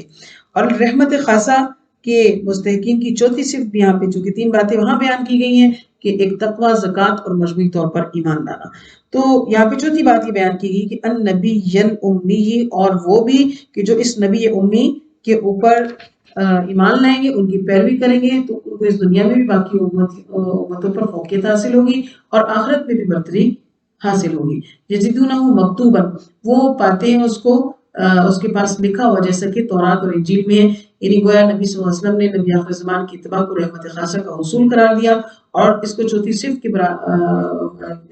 کے طور پر بیان بھی کر دیا کہ 3 باتیں تو وہ، اور چوتھی بات یہ کہ جو آپ پر ایمان لانے والا ہوگا تو رحمت خاصہ کا وہ مستحق ٹھہرے گا، اور جو اس امت کا کیا کام ہوگا کہ وہ حکم دے بالمعروف، نیکی کا، اور منع کرے عن المنکر، برائی سے، اور اس کے جتنے بھی درجے ہیں ان کو استعمال کرے، وہ یحل لهم الطیبات، اور وہ حلال قرار دیتا ان پاکیزہ چیزوں کو جو اللہ نے حلال کی ہیں، اور حرام کراتا ہو ان کے بعض چیزیں جو اللہ نے حرام کی ہیں، خبائث، ان کو۔ اور وہ نبی ایسا ہے کہ وَيَضَعُ عَنْهُمْ إِصْرَهُمْ، وہ اتارتا ہے، رکھتا ہے ان کے بوجھ، والاغلال، اور توق، التي كانت عليهم، جو کہ جس میں وہ تھے، یعنی بنی اسرائیل کو 3 تو وہ باتیں کی گئی، اور چوتھی بات کیا کہ وہ اس نبی امی کا اتباع کریں گے، کیونکہ یہ وہ نبی ہیں ایسے جو وہ لوگوں کے بوجھ اتارتے ہیں، یعنی مشکل احکامات جو سابقہ امتوں پر پڑے، جو تورات میں آئے کہ جو انہوں نے نافرمانیاں کی تو اللہ نے بہت سی حلال چیزیں بھی ان کے لیے حرام کر دی تھی، اور اللہ تعالیٰ نے ان کے لیے بہت سے آسان کام ان کے لیے مشکل کر دیے تھے، اور اللہ نے فرمایا کہ یہ تو ان کے لیے جیسے ایک تو فاسد رسومات بنی اسرائیل کے اندر بہت زیادہ پائی جاتی تھی، اور غلط رسمیں جو ہوتی ہیں وہ توق کی مانند ہوتی ہیں، تو اس نبی امی نے آ کر اس توق کو اتارا۔ ہم آج کے دور میں بھی دیکھیں کہ کتنی ساری رسومات ایسی ہیں جب انسان کے پاس روپیہ پیسہ نہیں ہوتا، وہ قرض لے کے رسومات کو، چاہے وہ شادی کی ہو یا فوتگی کی ہو، تو ان رسومات کو ادا کرنے کا وہ بندوبست کرتا ہے، اور وہ خوشی سے نہیں کرتا ہے، وہ مشکل سے کرتا ہے، اور اس کے لیے ایک بوجھ ہوتی ہے، اور اس پر وہ پریشان ہوتا ہے، چڑچڑا ہوتا ہے، لیکن وہ کرتا ہے۔ یعنی یہ ایک خواہ مخواہ کا اس نے اپنے اوپر ڈالا ہوا ہے توق کی صورت میں۔ اسی طرح بنی اسرائیل کے اندر یہ چیزیں پائی جاتی تھی، فاسد رسومات تھی، اور اس میں وہ پھنسے ہوئے تھے، اب ان کو ظاہر دین کا حصہ سمجھتے تھے اور اس پہ کرتے تھے۔ تو ان چیزوں کو جب اللہ کے نبی صلی اللہ علیہ وسلم آئے تو فرما دیا یہ بھی غلط ہے، یہ بھی غلط ہے، یہ بھی درست نہیں ہے، یہ بھی درست نہیں ہے، اور یہ جو ہے اللہ نے ایسا کچھ بھی نازل نہیں کیا، اللہ نے ایسا کچھ بھی نہیں کہا، یہ جو ہے وہ تم لوگوں نے اپنے پاس سے کیا ہوا ہے۔ تو لہٰذا اللہ سبحانہ و تعالیٰ نے ایسے نبی تمہارے اندر بھیج دیے ہیں جو تمہارے گھروں کے توق اتارنے والے ہیں۔ تمہارا کام بنتا ہے کہ ایمان لاؤ، وعزروہ، اور ان کی رفاقت کو اختیار کرو، اور ان کے ساتھ نسلوں کو مدد کرو دین کی تبلیغ کے کام میں۔ تو لہٰذا اللہ فرماتے ہیں کہ وَاتَّبَعُوا، اور انہوں نے پیروی کی اور اس نور کا اتباع کیا، الَّذِی أُنزِلَ مَعَهُ، جو ان کے ساتھ ہے۔ یہاں پر نور سے مراد قرآن عزیز ہے کہ جنہوں نے اس کا اتباع کیا، تو اللہ تعالیٰ فرماتے ہیں کہ یہی وہ لوگ ہیں کہ جو هم المفلحون، جو کامیاب لوگ ہیں، اور یہی لوگ جو ہیں وہ رحمت خاصہ کے مستحق لوگ ہیں۔ قل کہہ دیجئے اے نبی صلی اللہ علیہ وسلم، یا ایھا الناس، اے لوگو، کہ نبی صلی اللہ علیہ وسلم آپ یہ کہی کہ اے لوگو، بے شک میں رسول بنا کر بھیجا گیا ہوں الیکم، تمہاری طرف، جمیعاً، تم سب کے لیے، الذی، وہ ذات، لہ الملک، جس کے لیے بادشاہت ہے زمین اور آسمان کی، لا الہ، نہیں ہے کوئی معبود، الا ہوا، مگر وہی، یحیی و یمیت، اور وہی زندہ کرنے والا ہے، وہی موت دینے والا ہے۔ بس ایمان لاؤ اس نبی پر، اس رسول پر جو کہ نبی امی ہے، یعنی آپ نے کسی سے تعلیم کو حاصل نہیں کیا تھا، آپ ایسے کوئی تعلیم یافتہ نہیں تھے، اللہ سبحانہ و تعالیٰ نے آپ کو اقرأ بسم ربک الذی کے تحت اللہ نے ان کو بہترین علم نصیب فرمایا، اور آپ کے لیے حضرت جبریل امین کے ذریعے وحیوں کو نازل کرتے ہوئے تمام علوم جو ان کے لیے اللہ نے بھیجنے تھے وہ سارے نازل فرمائے۔ تو وہ الذی، وہ یؤمن، ایمان لاتا ہے، باللہ، اللہ پر، وہ کلمتی، اس کے کلام پر، تم اس کی پیروی کرو تاکہ تم کون ہو جو تہتدون، ہدایت پانے والے۔ ومن قوم موسیٰ، اور جو قوم موسیٰ کے لوگ تھے ان میں بھی ایک امت ایسی تھی یا کچھ گروہ ایسا تھا بالحق کی جو حق پر تھا، وبہ یعدلون، اور وہ انصاف کے ساتھ چلتے تھے، کہ انصاف کرنے والے تھے، کیونکہ ان کی تورات کے اندر جو باتیں تھیں تو اس کے اوپر وہ عمل کرنے والے تھے، تو اس وجہ سے وہ ان کو میانہ رو یا درست روش والا کہا گیا۔ کچھ لوگ ایسے تھے، بہت قلیل تعداد تھی، اور ہر زمانے میں بھی ایسے لوگ موجود ہوتے ہیں کہ جو حق بات کے اوپر قائم رہتے ہیں۔ وَقَطَعْنَاهُمْ، اور البتہ کاٹ دیا ہم نے یا جدا کر دیا، اثنی عشرۃ اسباطًا امما، ان کو 12 قبیلوں اور جماعتوں میں، یعنی اللہ تعالیٰ نے 12 قبیلے اور 12 جماعتیں، یعنی ان کی اولادیں حضرت یعقوب علیہ السلام کے 12 بیٹے، یعنی اس سبق میں مختلف واقعات کیونکہ آئیں گے، اور جن کو کچھ اجزاء کو بیان کیا گیا ہے، بعض اجزاء جو ہے وہ مزید آگے آئیں گے۔ تو بنی اسرائیل کے ساتھ بات یہ سینا کے اندر اس کے صحرا میں جو واقعات پیش آئے ان کا یہاں پہ ان میں سے ایک ذکر، تو یعقوب علیہ السلام کے زمانے میں جب یہ لوگ مصر میں داخل ہوئے تو ان کی تقریباً 80 کی تعداد یہ لوگ تھے، کچھ صدیاں گزری، یہ لوگ موسیٰ علیہ السلام کے ساتھ مصر سے جب نکلے، کیونکہ حضرت یعقوب علیہ السلام کے لیے بیچ میں واقعہ جب حضرت یوسف کا آپ پڑھیں گے تب آپ کو زیادہ سمجھ آئے گی کہ حضرت یعقوب علیہ السلام حضرت یوسف علیہ السلام کو ملنے جب گئے، ان کے پاس گئے، ایک زمانہ گزرا، اس کے بعد وہ معلوم ہو گئے کیونکہ وہ بچپن سے گمشدہ ہو چکے تھے، تو جب وہ گئے تو 80 لوگ آپ کے ساتھ قافلہ میں شریک تھے، اور وہاں پر پھر انہوں نے پڑاؤ اختیار کیا، وہیں پہ رہے، اور صدیاں گزر گئیں، تو بنی اسرائیل جو ہے وہاں پہ 80 سے پھر ہزاروں اور لاکھوں کی تعداد میں جو ہے وہ بدل گئے، لاکھوں کی تعداد میں جو ہے وہ بدل گئے، اور تو پھر یہ جب موسیٰ علیہ السلام جب ان لوگوں کو لے کے مصر سے نکلے، اب یہ اتنا عرصہ وہاں رہے، بیچ کے مختلف واقعات ہیں، اس کے بعد یہ محکوم بن گئے وہاں پر، تو موسیٰ علیہ السلام جب ان کو لے کر نکلے وہاں سے، تو پھر 6 لاکھ سے تجاوز تھی ان کی تعداد، اور پھر چونکہ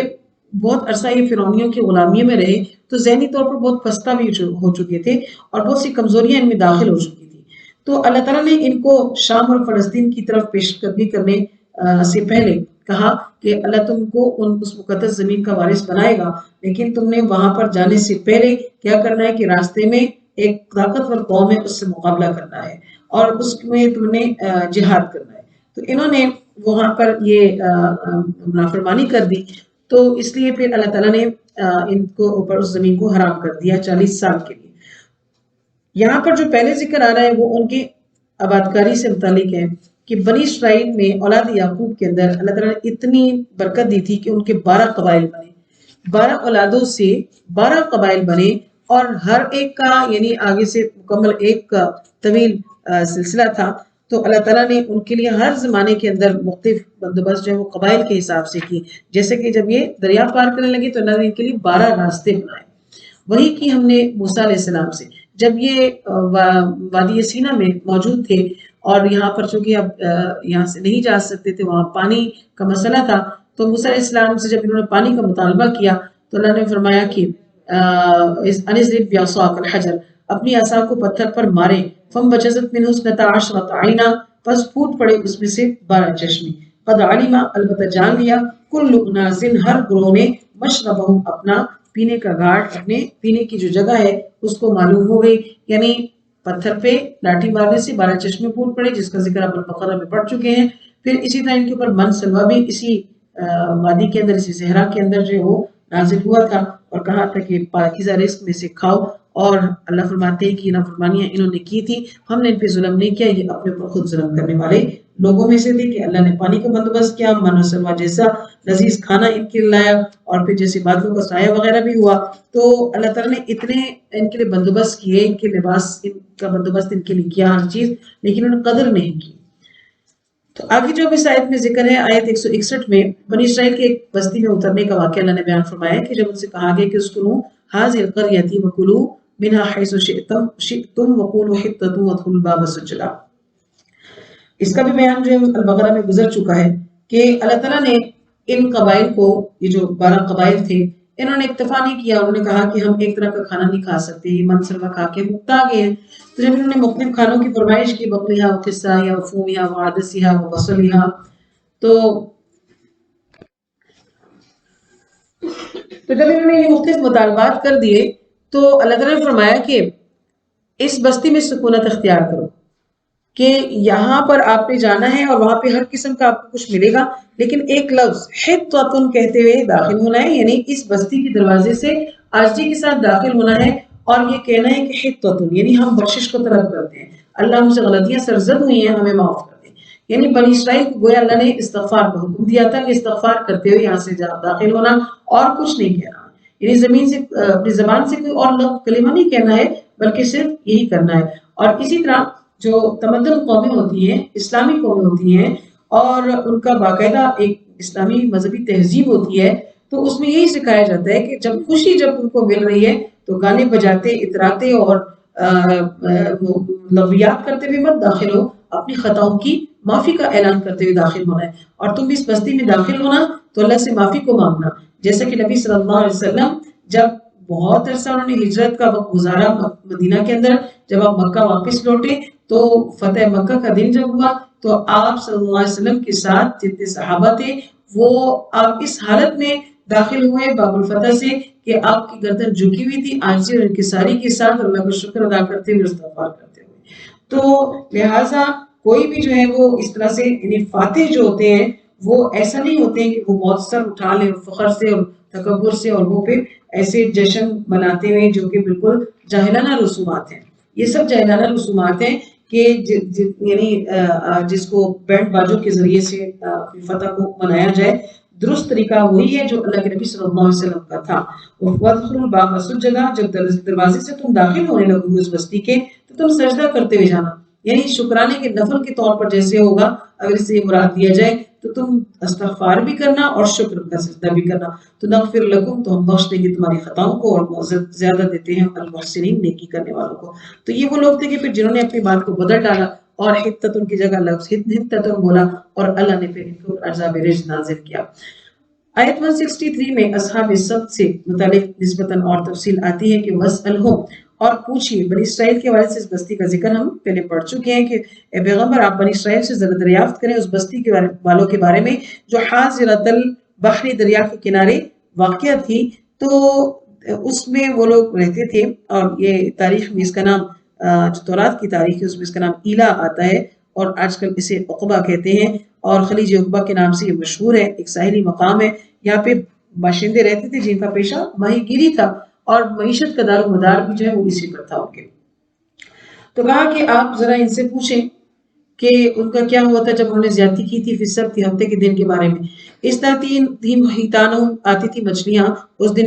یوم سبت، جو ہفتے کا دن ہوتا تھا، شرعاً اوپر یعنی تیرتی ہوئی دکھ رہی ہوتی، نمایاں نظر آ رہی ہوتی تھی۔ تو جب مچھلیوں کی کثرت ہو تو وہ پانی کی سطح کے اوپر آ جاتی ہیں، تو ان کے لیے ہفتے کا دن جو ہے وہ محترم تھا، مچھلیوں کی شکار کرنے سے ممنوع تھا، ان کے لیے حرام تھا۔ تو انہوں نے دیکھا کہ ہفتے والے دن مچھلیاں بہت اوپر آتی ہیں، لیکن جس دن لا یثبتون ہفتہ نہیں ہوتا ہے تو پھر یہ نہیں آتی ہیں۔ تو کذالک نبلو، اللہ فرماتے ہیں اس طرح ہم نے ان کی آزمائش کی کہ نافرمانوں کو ہم نے دیکھا کہ یہ کیا کرتے ہیں، تو انہوں نے زیادتی کی اور یہ پھر ہفتے کے دن مچھلیاں پکڑنے لگے، حوضوں میں جمع کرنے لگے اور اس طرح کے ہیلے کیے، بما کانوا یفسقون، یہ نافرمان لوگ تھے، پھر اللہ نے ان کو آزمائش میں ڈال دیا۔ وَإِذْ قَالَتْ أُمَّةٌ، اور جب کہا ایک گروہ نے، منہم ان میں سے، لِمَ تَعِظُونَ، کیوں تم نصیحت کرتے ہو ایسی قوم کو جن کو اللہ ہلاک کرنے والا ہے، او مُعَذِّبُہُم، یا ان کو سزا دینے والا ہے، عذابًا شدیدا، سخت عذاب۔ تو قالوا، وہ کہنے لگے، معذرتاً، معذرت یا اپنا عذر رب کی طرف پیش کر دیں گے، وَلَعَلَّهُمْ يَتَّقُونَ، تاکہ وہ بچ جائیں۔ شکار سے روکنے پر اور خاموشی اختیار کرنے پر لوگوں کے درمیان جو مکالمہ ہوا، تو بعضوں نے ان سے کہا، روکنے والوں سے، کہ ان کو کیوں نصیحت کرتے ہو، انہیں تو باز نہیں آنا، انہیں آپ اپنا وقت ضائع کر رہے ہیں، ان کو اللہ نے ہلاک ہی کرنا ہے، ان کو سزا ہونی ہے، ضرورت نہیں ہے ان کو روکنے کی۔ انہوں نے کہا کہ نہیں، قیامت کے دن اللہ ہم سے پوچھیں گے اگر تم منع کرتے تو شاید یہ باز آ جاتے، تم نے اپنی ذمہ داری کو ادا نہیں کیا۔ انہیں خود ہی نیک اور صالح بن کے بیٹھنا کافی نہیں ہے، بلکہ اپنی تربیت کے مرحلے کے ساتھ ساتھ دوسروں کی اصلاح کی فکر بھی ہونی چاہیے، ان تک بھی حق بات کو جو ہے وہ پہنچانا چاہیے۔ جیسا کہ قرآن نے ہمیں بتایا کہ تم وہ امت ہو جو نیکی کا حکم دینے و تنہا عن المنکر اور برائی سے روکنے کے لیے پیدا کی گئی ہو۔ تو لہٰذا اہل علم نے کہا کہ ہم اس لیے منع کر رہے ہیں کہ قیامت کے دن حجت نہ ہو، اور شاید کہ یہ تک یہ باز آ ہی جائیں ایک دن، اس شکار کے کرنے سے ہمیں اصلاح کا پروگرام جاری رکھنا چاہیے، امید ہے کہ بعد، اور یقیناً ایسا ہوا ہوگا کہ کبھی کبھی کوئی نہ کوئی جو ہے وہ ان میں سے بچ گیا ہوگا، جو پلٹ آیا ہوگا، اور پھر کچھ جو ہے وہ نہیں پلٹے ہوں گے۔ فلما نسوا ما ذکروا بہ، اور جب انہوں نے فراموش کر دیا ہماری نصیحت جو ہم نے ان کو کی تھی، ناصحین کی تنصیحت پر بھی انہوں نے کوئی توجہ نہیں دی، تو ہم نے نجات دے دی ان لوگوں کو۔ ینہون عن السوء، جو برائی سے منع کرنے والے تھے ان کو ہم نے نجات دے دی، باقی جو تھے واخذنا الذین ظلموا بعذاب بئیس، ان کو سخت عذاب نے پکڑ لیا اس لیے کہ وہ یفسقون، نافرمان تھے، فاسق تھے۔ فاسق کے معنی ہوتے ہیں قانون کو توڑ دینے والا، حد سے نکل جانے والا، قانون سے باہر نکلنے والا، تو یہ فاسق تھے۔ سمجھانے والے سمجھاتے رہے، انہوں نے پرواہ نہیں کی اور انہوں نے زیادتی کی، اور زیادتی میں ان کو کیا سزا ہوئی ایک بار آپ پڑھ چکے ہیں اور آگے پڑھیں گے بھی۔ وَإِذْ تَأَذَّنَ رَبُّكَ، اور جب دھیان ملا اس وقت کو کہ جو تیرا رب ہے، لَيَبْعَثَنَّ عَلَيْهِمْ إِلَى يَوْمِ الْقِيَامَةِ، کہ جب بھیجے گا ان پر تیرا پروردگار قیامت کے دن، میں يَسُومُ سُوءَ الْعَذَابِ، جو مبتلا کی گئی برے عذاب میں۔ ان ربک لسریع العقاب، بے شک تیرا رب جو مجد بدلہ لینے والا ہے، وانہ، بے شک الغفور الرحیم، بخشنے والا اور مہربان ہے۔ وقطعناہم فی الارض امما، اور اس نے جدا جدا کر دیا اس زمین میں مختلف گروہوں کو، کچھ جو ہے اس میں صالحون ہیں اور کچھ من دون ذالک، اس کے علاوہ ہیں، وبلوناہم، اور ہم نے آزمایا ہے ان کو، حسنات کے ساتھ اور سیئات کے ساتھ، لعلہم یرجعون، تاکہ وہ پلٹ آئیں، وہ لوٹ آئیں۔ فخلف من بعدهم خلف ورثوا، آیت 169 میں اللہ فرماتے ہیں کہ پھر آئے ان کے پیچھے کچھ ناخلف، نالائق لوگ جو وارث ہوئے اس کتاب کے، کہ تورات کو ہم نے دیا پہلے زمانے کے یہودیوں کے مختلف حالات کو بیان کرنے کے بعد، آنے والوں کا حال کہ ہم نے اس کے بعد خلیفہ بنایا، یا آئے کچھ لوگ بنے ان کے بعد، یعنی ناخلف لوگ بنے۔ عربی کی زبان میں خلف کے معنی پیچھے کے آتا ہے، اور اسی طرح نالائق کو بھی اس کے اطلاق ہوتا ہے۔ تو یہ ایسے لوگ آئے جو وارث کی کتاب بنے، اور جب ایسے لوگ وارث کی کتاب بن گئے، جب جاہل لوگ وارث کی کتاب کے وارثین بنتے ہیں، تو پھر اس کے اندر بگاڑ پیدا ہوتا ہے کہ یأخذون عرض هذا الادنی، کہ وہ دنیا کا حقیر مال لیتے ہیں، دنیا کا حقیر منفعت جب اٹھاتے ہیں، اور کیونکہ انہیں سمجھ تو ہوتی نہیں ہے، تو وہ صرف یہ سمجھتے ہیں کہ کتاب کا علم ہی کافی ہے، اور اسی کو آگے کر دینا، جہاں پہ ظاہر ہے اس کی شدت کا ان کا اندازہ نہیں ہوتا ہے، تو اس میں رد و بدل بھی کرتے ہیں۔ تو اللہ تعالیٰ ہمیں دین کی صحیح صحیح بات کہنے اور سننے کی توفیق عطا فرمائے۔ جب ہمارے منہ سے کوئی غلط بات نکل جائے جانے میں خطا تو اللہ تعالیٰ ہمارا مواخذہ نہ فرمائے، ہماری اصلاح فرما دے اور ہمیں دین کی صحیح صحیح سمجھ دیں، کیونکہ یہود و نصارہ کے اندر جو بڑا بگاڑ یا ضلالت ہوئی وہ اسی بات سے ہوئی کہ ہر شخص نے یہ سمجھ لیا کہ وہ اپنے طور پر، یعنی کہ جو ان کے علماء تھے انہوں نے اپنے طور پر یہ سمجھ لیا تھا کہ وہ جو کہہ دیں جیسا کہہ دیں ایسے ہی ہوگا۔ تو آج قرآن کے بارے میں بھی کچھ ایسا ناروا سلوک روا کیا جا رہا ہے کہ ہم دیکھتے ہیں کہ ایک وہ طبقہ جو بالکل جن کا قول و فعل بالکل اس سے تصادم ہوتا ہے کہ وہ پورا سال لغویات میں پڑے رہتے ہیں، ٹی وی ڈرامے اور فلمیں کرتے ہیں، اور پھر رمضان کے مہینے میں وہ محدثینوں کی طرح مفسرینوں کی طرح قرآن کو بیان کرنے لگ جاتے ہیں اور وہ صرف ایک لکھی لکھائی بات پڑھ کر سنا رہے ہوتے ہیں۔ تو ہو سکتا ہے کہ وہ بہت کسی چیز کو غلطی کو کر لیں، تو لہٰذا بہت سے غلط فتاوہ بھی جاری ہونے کے خدشے ہوتے ہیں۔ تو بہت سی ایسی باتیں ہو جاتی ہیں جو اللہ پر کہہ دی جاتی ہیں جو نہیں کہی گئی ہوتی ہیں، اور وہ درس و معافی انہوں نے اس کو خود پڑھا ہوتا ہے، اور وہ ترجیحات ان کی ایسی ہو جاتی ہیں کہ وہ بالکل کسی کے مفاد میں بہت کچھ بول جاتے ہیں۔ تو منصب ہوتا ہے، خیال ہوتا ہے، پاکی ہوتی ہے، اور خباثت ہوتی ہے۔ تو دین کیا یہ ایک مذاق اڑانا ہے؟ ہاں، اگر کوئی شخص جس کی پہلے کی زندگی واقعی ایسی تھی کہ جو لغویات کے اوپر تھی، جو بہت ہی دنیا داری کے اوپر تھی، اب اس کو اللہ نے دین کی سمجھ دے دی ہے اور وہ پلٹ گیا ہے، اب وہ اپنے تجربات کو بیان کرتا ہے کہ میں نے دین کو ایسا پایا، میں دین سے پہلے ایسا تھا، اس کو ایسا پایا، اللہ یہ فرماتے ہیں، تو وہ اپنی ان باتوں کو بیان کرتا رہتا ہے، پھر اس کے اوپر استقامت اختیار کرتا ہے۔ یا پھر اگر اس کے برعکس اگر وہ صرف 30 دن کے لیے وہ لبادہ اوڑھ لیتا ہے اور ٹھیک چاند رات کو وہ لبادہ اتار دیتا ہے، تو یہ اللہ کے دین کا مذاق اڑانے کے مترادف ہے۔ نہ ایسے لوگوں کو سننا چاہیے، نہ ایسے لوگوں کے پاس بیٹھنا چاہیے، کیونکہ اثر صحبت صالح سے ہوتا ہے۔ تو اس کے لیے صحبت صالحہ کا اختیار کرنا، علماء سے ان کو سننا چاہیے، اور ایسی مجالس ہی کو اختیار کرنا چاہیے کہ جس کے اندر اس کے تقدس کا بھرپور احترام، وہاں قرآن کی آیت سنائی جائے اور اس کے پیچھے میوزک بجایا جائے، یہ بھی اللہ کے دین کا مذاق اڑانا ہے۔ جبکہ ہم نجی مجلسوں میں جب قرآن پڑھتے ہیں، کوئی بات کر رہا ہو تو ہم اس کو کہتے ہیں کہ قرآن کھول کی باتیں نہیں کرتے ہوتے، اور وہاں پر اگر کوئی نماز پڑھ رہا ہو تو ہم کہتے ہیں کہ شور نہیں مچاتے، بچوں کو منع کیا جاتا ہے۔ اور اس قسم کا کسی نے کوئی میوزک لگا تھا کہ موبائل فون کی بیلز جو ہیں وہ کیا کرتے ہیں، آف کر دیتے ہیں، ان کو وائبریشن پر لگا دیتے ہیں کہ یہ عبادات کے اندر خلل پیدا کرنے والا ہے، یہ تقدس کے منافی ہے۔ لیکن ہم بہت شوق سے ان چیزوں کو دیکھتے ہیں جن کے بیک پہ میوزک بجایا جاتا رہے، اللہ اور اس کے رسول صلی اللہ علیہ وسلم کا ذکر نمایاں طور پر ہوتا رہے، تو یہ بھی ایک گستاخی اور بے ادبی کی بات ہوتی ہے۔ اس میں بھی احتیاط جو ہے وہ لازم ہے، اور یہ تبھی ہو سکتا ہے جب ہمیں دین کی سمجھ ہو۔ تو اللہ فرماتے ہیں کہ والذین یمسکون بالکتاب، جو اللہ کی کتاب کو مضبوطی سے تھام رکھتے ہیں اور نماز کو قائم کرتے ہیں، تو ہم مصلحین کا اجر ضائع نہیں کرتے ہیں۔ تو قرآن آیات کا یہی مفہوم تھا جو آپ کے سامنے بیان کیا۔ تو وہی لوگ کامیاب ہوتے ہیں جو قرآن جو اپنی کتاب کو درست طریقے سے پکڑ لیتے ہیں اور اس کے اوپر مضبوطی کے ساتھ جمے رہتے ہیں۔ بنی اسرائیل کو ایک اور بات کی یاد دلائی جا رہی ہے کہ وَإِذْ نَتَقْنَا الْجَبَلَ، اس واقعے کو دھیان میں لاؤ کہ جب ہم نے اکھاڑ مارا ان کے اوپر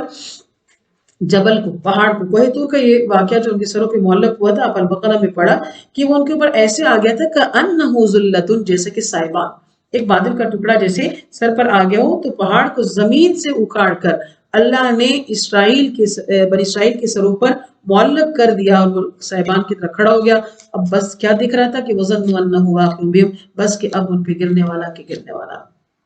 اس حالت میں بنی اسرائیل سے اللہ نے فرمایا تھا خذو، لے لو جو تم نے ہم کو دیا، ہم نے تم کو دیا ہے، بقوت، مضبوطی کے ساتھ، اور وذکروا، یاد کرو جو کچھ اس میں، اس کو پڑھو۔ یہ عہد لینا یعنی ان سے عہد لینا بظاہر تو زبردستی معلوم ہوتا ہے، لیکن یہ زبردستی نہیں تھا، یہ تو انہوں نے خود مانگی تھی کتاب،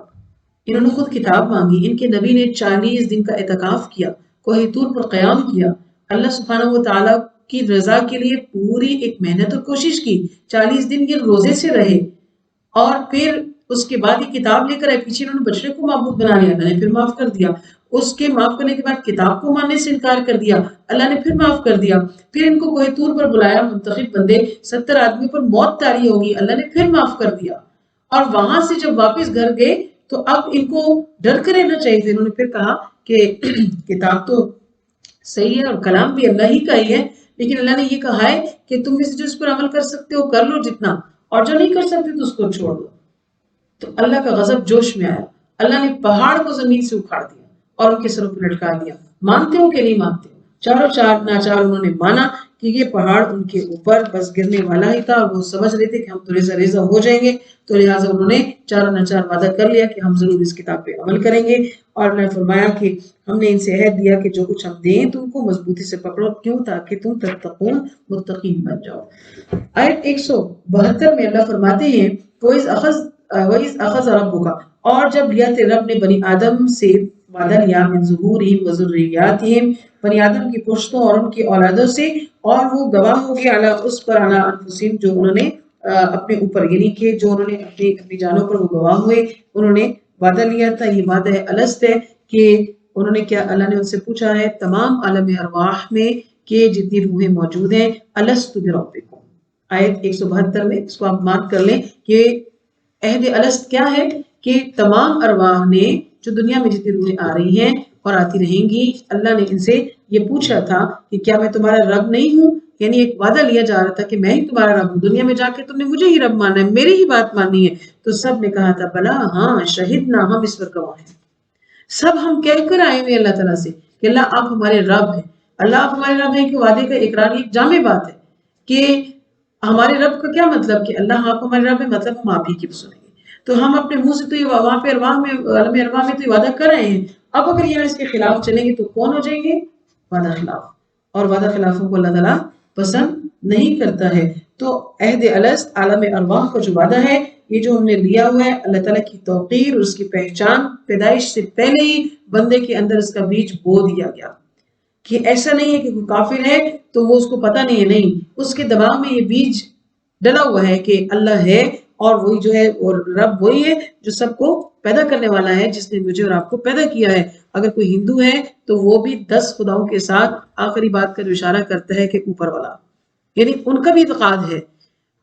تو یہ تمام کے اوپر ہے۔ اب یہ کہ اب اس پہچان کو کون برقرار رکھتا ہے، تو اللہ سبحانہ و تعالیٰ سے دعا ہے کہ ہمیں قیامت کے دن ذلت اور رسوائی سے بچا لے، کہ جب اللہ میں یہ کہیں کہ تم نے میرا وعدہ پورا نہیں کیا، ہمیں اس وعدہ کے پورا کرنے میں جو اللہ نے بنی آدم کی پشتوں، یعنی تمام اولادوں سے، جو ان کی پشت سے جتنی اولادیں نکلی ہیں، ان سب کے لیے اللہ نے یہ وعدہ لیا تھا، اور سب اس بات پر گواہ ہیں۔ جب ہم گواہی بھی دے آئے ہیں تو لہٰذا ہمیں غفلت میں نہیں پڑنا چاہیے، اس عہد کے لیے اس قرآن کو مطالعہ کرتے رہنا چاہیے، ان تقولوا، تاکہ تم یہ وعدہ الست جو لیا گیا وہ اس لیے بھی کہ قیامت کے دن تم کہیں یہ نہ کہنا کہ ان ھذا غافلین، ہم تو بے خبر تھے کہ ہمارا بھی کوئی رب ہے، ہم تو اس بات سے بے خبر تھے کہ ہمیں جو ہے وہ اللہ کے حضور جواب بھی دینا ہے، ہم تو اپنے حساب سے، ہمیں پتا ہوتا تو ہم نہ کرتے۔ تو اللہ نے یہ وعدہ سب سے لیا ہوا ہے، افتہلکنا بما فعل المبطلون،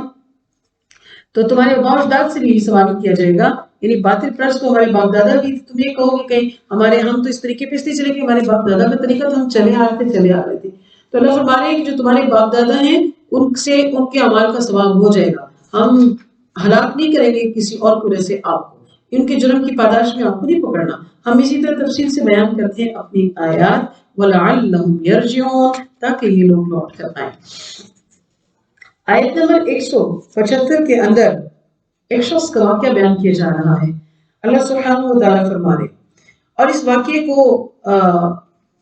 جو بیان ہونے کی جو حکمت دیکھتی ہے وہ یہی ہے کہ اللہ کا وعدہ توڑنے والے کا انجام برا ہو سکتا ہے، دنیا میں بھی اور آخرت میں بھی، لہٰذا اس کو اسی انداز میں سنیں اور سوچیں کہ خدا نخواستہ میں اگر اللہ سے کیا وعدہ توڑ دوں، اور جو قرآن میں مجھے کہا گیا ہے کہ اس کے خلاف اگر میں چلوں، جبکہ ہم چل رہے ہیں، کتنے کام ہوتے ہیں ہمارے جو قرآن اور رسول اللہ صلی اللہ علیہ وسلم کے بتائے ہوئے پروگرام سے ٹکراتے ہیں، تو پھر سوچ لینا چاہیے کہ کہیں وہ حال نہ ہو جائے جو بلعام بن باعورہ کا ہوا تھا، کہ وہ شخص جس کا نام بلعام بن باعورہ تھا، اس کے بارے میں اللہ فرماتے ہیں کہ وَاتْلُ عَلَيْهِمْ، پڑھ کر سنائیے ذرا ان کو اس حال الذی، اس شخص کا کہ جس کو ہم نے دی تھی آیاتنا، اپنی نشانیاں دی تھی، یعنی اپنی آیات دی تھی، اللہ تعالیٰ نے اس کو مختلف، یعنی آیت کا چونکہ ذکر آیا تو اس کا مطلب یہ ہے کہ اللہ نے اس شخص کی دعا میں بہت اثر رکھا ہوا تھا، وہ اللہ کا کوئی بھی نام لیتا ہے، اللہ نے اس کو کچھ ایسے اسم اعظم عطا تھا کہ وہ جو بولتا وہ حاجت، وہ مناجت پوری ہو جایا کرتی تھی۔ تو بلعام بن باعورہ جو تھا یہ مستجاب الدعوات تھا، اللہ تعالیٰ اس کی دعا کو قبول کرتا تھا، لوگ اس سے اپنی حاجات کے لیے پوری کرنے کے لیے دعائیں کروایا کرتے تھے۔ موسیٰ علیہ السلام جب بنی اسرائیل کو لے کر اس علاقے میں پہنچے جہاں یہ شخص رہتا تھا، اور تو وہاں کا بادشاہ خوفزدہ ہو گیا کہ موسیٰ یعنی نبی ہے، چونکہ نبی اپنے لشکر کے ساتھ آ گئے، تو نبی جب اپنے لشکروں کے ساتھ آ جایا کرتے ہیں تو جب وہ تھوڑے ہوں یا زیادہ ہوں تو وہ غالب ہی آتے ہیں، تو لہٰذا وہ ڈر گیا کہ یہ کہیں ہم پر، حالانکہ وہ بہت جابر بادشاہ تھا اور ان کی بڑی دھاک تھی اور دھوم تھی کہ وہ بہت ظالم بھی تھے اور جابر بھی تھے، تو ان کے آگے ٹکنے والا نہیں تھا، لیکن بادشاہ اور نبی میں چونکہ بہت بڑا فرق ہے، بادشاہ نے کہا یہ تو نبی آ گئے، تو اس نے کہا کہ اس کا ایک طریقہ یہ ہے کہ بلعام بن باورہ کو بلایا اس نے اور کہا کہ کہیں یہ بنی اسرائیل پہ حملہ کر کے مغلوب نہ کر دیں، تو اس نے کہا کہ آپ آئیں ہمارے پاس، جب وہ یہاں آ گیا تو اس نے کہا کہ موسیٰ علیہ السلام کے خلاف ذرا دعا کر دیں تاکہ وہ کامیاب نہ ہو سکے۔ اب بلعام بن باورہ بھی یہ بات جانتا تھا کہ وہ اللہ کے نبی ہیں، ان کے لیے بدعا کرنا تو ظاہر ملعون کام ہے، یہ اللہ کی لعنت پڑے گی ایسے، تو اس نے ایسا کرنے سے انکار کر دیا۔ تو اب بادشاہ نے دوسرا راستہ اختیار کیا اور اس نے کیا کیا کہ لالچ دیا، پیسے کا بھی لالچ دیا اور عورت کا لالچ بھی دیا، اور وہ اتنا یعنی اس کو جو ہے وہ نواز دیا کہ وہ اس کے احسان تلے دب گیا، اور بعض یہ کہتے ہیں کہ اس نے اتنے تحفے تحائف اور قیمتی چیزیں جو ہے وہ بھیجی کہ اس کی بیوی نے کہا کہ یہ اتنا آپ کو نوازتا ہے اور اتنا اس کے یعنی کون کسی کے لیے کرتا ہے، اس نے اتنا آپ کو دیا، تو ایک بدعا ایک جملہ ہے اور آپ کر دیں گے تو کون سی اتنی بڑی بات ہوگی۔ تو وہ اس کے کہنے میں آ کر وہ راضی ہو گیا، کیونکہ دنیا میں یہی دو چیزیں مال اور عورت ایمان کو ضائع کرنے کا سبب بنتی ہیں، اور یہی دو چیزیں اگر وہ درست طریقے پر ہوں تو یہی دو چیزیں اس کے دنیا اور آخرت میں سرخروئی کا باعث بھی بن جاتی ہیں۔ تو بہرحال جب اس نے ایسا کیا وہ آمادہ ہو گیا، لالچ میں آ گیا، تو اس نے موسیٰ علیہ السلام بنی اسرائیل سے اور اس نے مطلب بدعا کے لیے تیار ہو گیا، تو وہ ان سب کو لے کر پہاڑی پر کھڑا ہوا اور ہاتھ پھیلا دیے جیسے اس کے کوئی عبادت یا دعا کا طریقہ ہوگا۔ اللہ تعالیٰ نے وہ جو اس کو طاقت دی تھی بولنے کی اور اس دعا کی قبولیت کا انداز اس کو دیا تھا، اللہ نے وہ چھین لیا، وہ بولنے لگا موسیٰ علیہ السلام کے خلاف، تو جو وہ لفظ بولتا وہ الٹا اس کے منہ سے نکلتا، یعنی اس میں اس نے جو الفاظ کہے وہ خود اس کے لیے ہو گئے اور جس قوم نے جس بادشاہ نے ان کے لیے ہو گئے، وہ الٹا ہو گیا، یعنی جو وہ کہہ رہا تھا تو اس کے الٹے الفاظ اس کے منہ سے نکل پڑے، اور لوگوں نے اس کو کہا کہ یہ تم کیا کر رہے ہو، ہمارے خلاف اپنے خلاف جو ہے وہ دعا کر رہے ہو، تو یہ تو یعنی کہ ہماری تو ظاہر اس کی دعا تو قبول ہوتی ہے، دعا کی قبولیت اللہ نے رکھی اسی طرح کہ ہاں دعا اس کی چونکہ قبول ہوتی ہے ہم کریں گے، لیکن وہ جو قوت گویائی تھی وہ سیدھے کے بجائے الٹی نکلنے لگی، اور وہ اس کے منہ سے ایسے الفاظ نکلنے پر اللہ فرماتے ہیں کہ وہ فَانْسَلَخَ مِنْهَا، وہ ہماری نشانیوں سے نکل گیا جو ہم نے اس کو دی، انعامات کا مستحق فرما بردار ہوتا ہے، اور لہٰذا ہم نے اسے کھینچ لی، چونکہ فَانْسَلَخَ کا لفظ ہے تو انسلاخ یوں کہہ لیجیے جیسے کسی کی کھال جو ہے وہ اتار دی جاتی ہے، تو جیسے سانپ کو جو اس کی کال کو جب اس میں سے کھینچ کے نکالا جاتا ہے اس کو بھی انسلاخ کہنا کہتے ہیں، تو مطلب کیا تھا کہ یہ شخص ہماری کرامات کی عطا سے باہر نکل گیا، تو فاتبعہ الشیطان، اس کی وجہ نتیجہ کیا ہوا، اللہ کی رحمت جب ہٹ جاتی ہے تو شیطان اس کا پیچھا کرتا ہے، وہ شیطان کا پیروکار ہو گیا، فکان من الغاوین، اور وہ گمراہوں میں سے ہو گیا، شیطان کی مواصلت بھی ہوگی، اور شیطان نے بھی بڑی عبادت اور ریاضت کی تھی، لیکن اس نے کہا کہ میں آدم کو سجدہ نہیں کرتا ہوں، تو اللہ نے کہا کہ کون ہے، رجیم، مردود ہے، مذموم ہے، مدحور ہے، یہاں سے نکال دیا گیا ہے، تو اس کی 400 سال تک کی عبادت کا جیسے ذکر آتا ہے کہ وہ، اور اس سے پھر ایک اور راہب کا بھی آتا ہے کہ وہ بھی گمراہ ہوا تو خاتمہ کفر پر ہوا، لہٰذا ہمارے تو اعمال ہی وہ ٹوٹے پھوٹے ہیں۔ تو ایک بات جو سمجھ آتی ہے کہ شیطان کب پیچھے پڑتا ہے، جب اللہ تعالیٰ اپنی رحمت کو کھینچ لیتے ہیں، اس کا مطلب کیا ہے کہ استعاذہ کرتے رہنا چاہیے، استغفار کرتے رہنا چاہیے، زیادہ وقت غفلت میں نہیں رہنا چاہیے۔ یہ جو 5 نمازوں کا سلسلہ ہے تو سبحان اللہ وبحمدہ، یہ بہت بڑا کرم ہے، اللہ جب انسان دنیا میں مصروف ہونے لگتا ہے پھر اذان ہو جاتی ہے، پھر اپنے کام کرتا ہے پھر اذان ہو جاتی ہے، پھر سو جاتا ہے پھر اذان ہو جاتی ہے، عصر ہوگی مجھے اٹھنا ہے، دیر ہو رہی ہے، نماز کے لیے اٹھ جاتا ہے، اور پھر اس لیے کہ وہ آٹومیٹکلی ایک سسٹم میں رہتے، کیونکہ غافل ہے انسان، یہ غفلت کرے گا، لیکن جو واقعی پھر ساتھ اذکار کے بھی اہتمام کرے تو نور اللہ نور ہو جاتا ہے، اللہ تعالیٰ کی رحمت ہر وقت شامل حال ہوتی ہے، اور جس کے گرد اللہ کی حفاظت کا احسار ہو جاتا ہے تو شیطان حملہ آور نہیں ہو سکتا ہے۔ تو اس نے جو کی تو وہ ایسا کیا، تو جب اللہ کی رحمت کھینچ لی گئی تو شیطان اس کے پیچھے ہو لگا ولو شئنا لرفعناه بها، ہم چاہتے تو اس شخص کو اپنی آیات کی بدولت بلندی تک پہنچاتے. یعنی اتنا وہ شخص اس میں عزم جانتا تھا کہ اللہ کا قانون یہ ہے کہ ترقی اور بلندی اس کو حاصل ہوتی جو حق و صداقت پر قائم رہتا ہے. اگر اس پہ عمل کرتا تو اللہ فرماتے ہیں کہ ہم اس کو کہاں سے کہاں پہنچا دیتے، لیکن یہ شیطان کے پیچھے چل پڑا. وَلَكِنَّهُ أَخْلَدَ إِلَى الْأَرْضِ، اور یہ شخص جھک گیا کس طرف؟ زمین کی طرف، مطلب مادی فائدے کی طرف. حقیر دنیا اور پیسے اور عورت کی طرف جھک گیا تو عظیم انعامات کے بدلے اس نے حقیر چیزوں کو پسند کر لیا. لہٰذا اللہ نے اس کی ساری پارسائی واپس لے لی اور کوئی کرامت اس کی باقی نہ رہی. وہ ذلیل و خوار ہو گیا. آیات الہی پر عمل کرنے کی بجائے واتبع ہواہ، اپنی خواہشات کے پیچھے چلا. یہی پوائنٹ ہے میرا اور آپ کا، یہی پوائنٹ ہے. اس کو جیسا نشان لگانا چاہیں اپنی توجہ کے لیے لگا دیں کہ خواہش نفس یہ بھٹکاتی ہے. اللہم آتی نفسی تقواہا، مجھے نفس کا تقوی اللہ عطا فرما دے کہ میں اپنے نفس کے خلاف خود کھڑے ہونے والی بن جاؤں گی تو بے شک اللہ مجھے بہت سے آسان راستوں پر اور مہربانی سے جو وہ چلا دیں گے. تو نفسانی خواہشات کے پیچھے لگ گیا، وہ بلندی کس سے بجائے پستی کی طرف چلا گیا. تو اس کی مثال کو اللہ نے بیان کیا. اس کی مثال ایسی ہے کمثل الکلب، مانند ایک کتے کے ہے. ان تحمل علیہ، اگر تم اس کو پکڑ لو تو بھی کیا ہے اس پہ یعنی بوجھ ڈال دو تو یلہس تو بھی وہ ہانپتا رہے گا، اس کی زبان جو ہے وہ باہر لٹکی رہے گی. او تترکہ، یا تم اس کو چھوڑ دو تو یلہس تو بھی وہ ہانپتا رہے گا. یعنی کتے کی ایک جو عادت ہے اس کا اصلت کو بیان کیا جا رہا ہے کہ وہ ہر وقت ہانپتا رہتا ہے. جیسا بھی اس کے ساتھ جو معاملہ ہو بے چین رہتا ہے اور حرص اور شہوت اس کے اندر بہت زیادہ ہوتی ہے. اور اسی طرح اس بندے نے بھی چونکہ ایسے ہی دو چیزوں کو منتخب کیا تو لہٰذا اس کی مثال کو اللہ نے کہاں وہ اس میں اعظم بولنے والا، کہاں اس کی کرامات اور اس کی پارسائی، اور کہاں وہ نفس کا اتباع کرنے کی وجہ سے اللہ نے قرآن میں اس کے لیے مثال مانند قلب کے کر دی کہ اس کی مثال ایسے ہے کہ جیسے کتا ہانپتا رہے بوجھ کے بعد باوجود اور بنا بوجھ کے، تو اس کی حالت ایسی ہوگی. یعنی اللہ سبحانہ و تعالیٰ نے پھر جو جس عذاب یا پھر تکلیف سے اس کو دوچار کیا کہ وہ یہ تھا کہ بلعام بن عورہ نے جب یہ بدبختی کے الفاظ بول رہا تھا تو اس کے لیے الٹ ہو گئے، اور پھر اس کا کیا بنا کہ اس کی زبان جو ہے کمثل الکلب، کتے کی مانند اس سے لٹکا دی گئی زبان سے، اور اس کی زبان اتنی یعنی لمبی اس کے سینے پر لٹکی رہی اور وہ بدوائیہ کلمات اپنے لیے بولتا رہتا اور اپنے قریب نہ آنے. یعنی کہ بالکل ایک ایسا ہو گیا کہ بالکل اللہ تعالیٰ نے اس کو عبرت کا نشان جو ہے وہ بنا دیا. اللہم ارحمنا بالقرآن العظیم. اللہ فرماتے ہیں کہ ذالک مثل القوم الذین، یہ وہ لوگ ہیں جنہوں نے جھٹلایا ہماری آیات کی تکذیب کی. بس حال کو بیان کیجئے ان لوگوں کے، قصص کیجئے تاکہ یہ تفکرون، یہ غور و فکر کریں. کیونکہ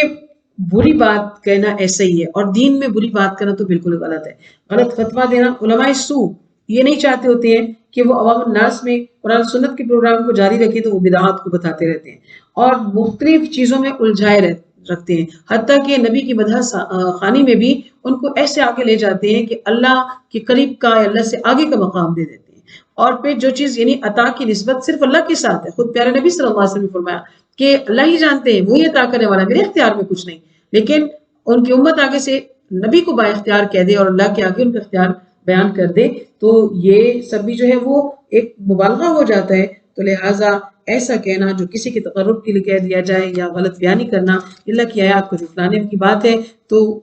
یہ ایسا کرنا اپنے نفس کے اوپر ظلم ہے. یاد رکھو کہ من یہد اللہ، جس کو ہدایت دیتے اللہ تعالیٰ وہی محتد ہوتا ہے، ہدایت والا ہوتا ہے، اور جس کو اللہ گمراہ کر دے تو وہ الخاسرون، یہ نقصان اٹھانے والے ہوتے ہیں.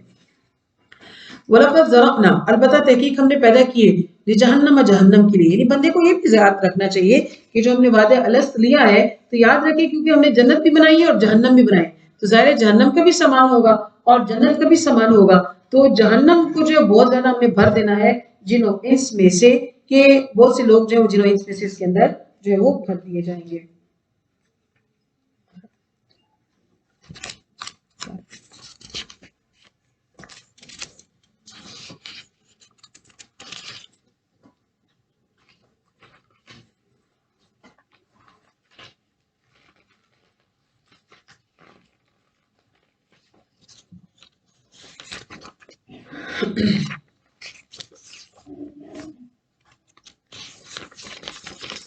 اللہ کی طرف سے ہدایت کو بھیجا جاتا ہے لیکن یہ اس ہدایت کو حاصل نہیں کرتے ہیں، تو اللہ تعالیٰ فرماتے ہیں کہ ہم نے ان کو اپنی نعمتیں دی ہیں، جیسا کہ ہم نے ان کو آنکھیں دی ہیں مگر وہ اس سے دیکھتے نہیں ہیں۔ اللہ تعالیٰ ان کو،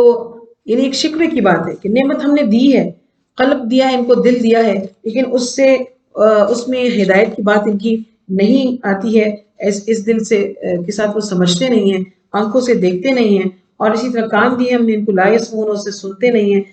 تو اگر کانوں سے سنتے نہیں ہیں، دیکھتے نہیں ہیں، سمجھتے نہیں ہیں، تو پھر کون ہوئے یہ؟ اللہ فرماتے ہیں اولئک کالانعام، یہ جانوروں کی مانند ہیں، چوپایوں کی مانند ہیں، جو اپنی مادی ضروریات خواہشات کے پیچھے تو پڑے ہوئے ہیں، جیسے ایک جانور کرتا ہے ایسے یہ بھی مادیت کے پجاری ہیں، تو یہ جانوروں ہی کی مانند ہوئی، بل ہم اضل، بلکہ جانوروں سے بھی زیادہ بدتر اور گمراہ ہیں۔ یعنی مقصد تخلیق کو فراموش کر دیا۔ اللہم فقہنا فی الدین، اللہ ہمیں دین کی سمجھ دے اور ہم کسی اللہ کے حکم کو نہ ٹالیں، اور جانوروں کی زندگی کی جو مثال دی گئی ہے، ہم صرف کھانا پینا اڑنا سونا جاگنا صرف یہ نہ کریں، یہ چیزیں تو ان کے اندر بھی پائی جاتی ہیں، ہمیں تو پیدا کرنے کا مقصد ہے۔ ہم اپنے آپ کو اشرف المخلوقات کہتے ہیں، سمجھتے ہیں، تو کرتے ہم اشرف المخلوقات والا کام نہیں ہے، تو انہی چوپایوں کی مانند ہوئے۔ اولئک هم الغافلون، یہ غفلت میں پڑے ہوئے ہیں، اور یہ انسان کو پھر جہنم کی طرف لے جانے کا باعث بن جائے گی۔ آیت 180 میں اللہ فرماتے ہیں کہ وَلِلَّهِ الْأَسْمَاءُ الْحُسْنَى، اللہ ہی کے لیے سارے اچھے نام۔ مسئلہ توحید کو سمجھا دیا گیا اور یہ کہا کہ رنگ برنگے نام، رنگ برنگے خداؤں کو تم پکارتے ہو، سارے اچھے نام اللہ کے لیے ہیں۔ فَادْعُوهُ بِهَا، اس کے ساتھ پکارو۔ اللہ کے جو 99 نام ہیں، ان ناموں کا کوئی ثانی نہیں، خالی لفظ اللہ کا جو ذاتی اللہ کا نام ہے اور باقی اس کے صفاتی نام، تو اللہ کے نام کا مثل کوئی ہے نہیں۔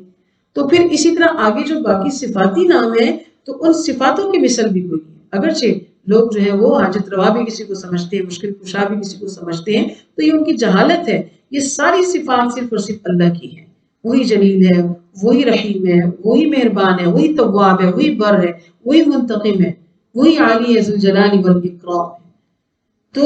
اللہ ہی کے لیے سارے اچھے نام ہیں۔ دوسرا یہ کہ مجھے آپ کو یہاں پہ دعا کا طریقہ بھی سکھایا گیا ہے کہ اللہ کے جو 99 یعنی 99 نام ہیں، جو شخص اس کو یاد کر لیتا ہے اس کے لیے باعث موجب برکت کا موجب ہے، اور پھر اسی طرح جو ان ناموں کے ساتھ اللہ کو بہت پسند ہے کہ اللہ کی صفات کے ساتھ اس کو پکار، ہمیں جو ضرورت ہے،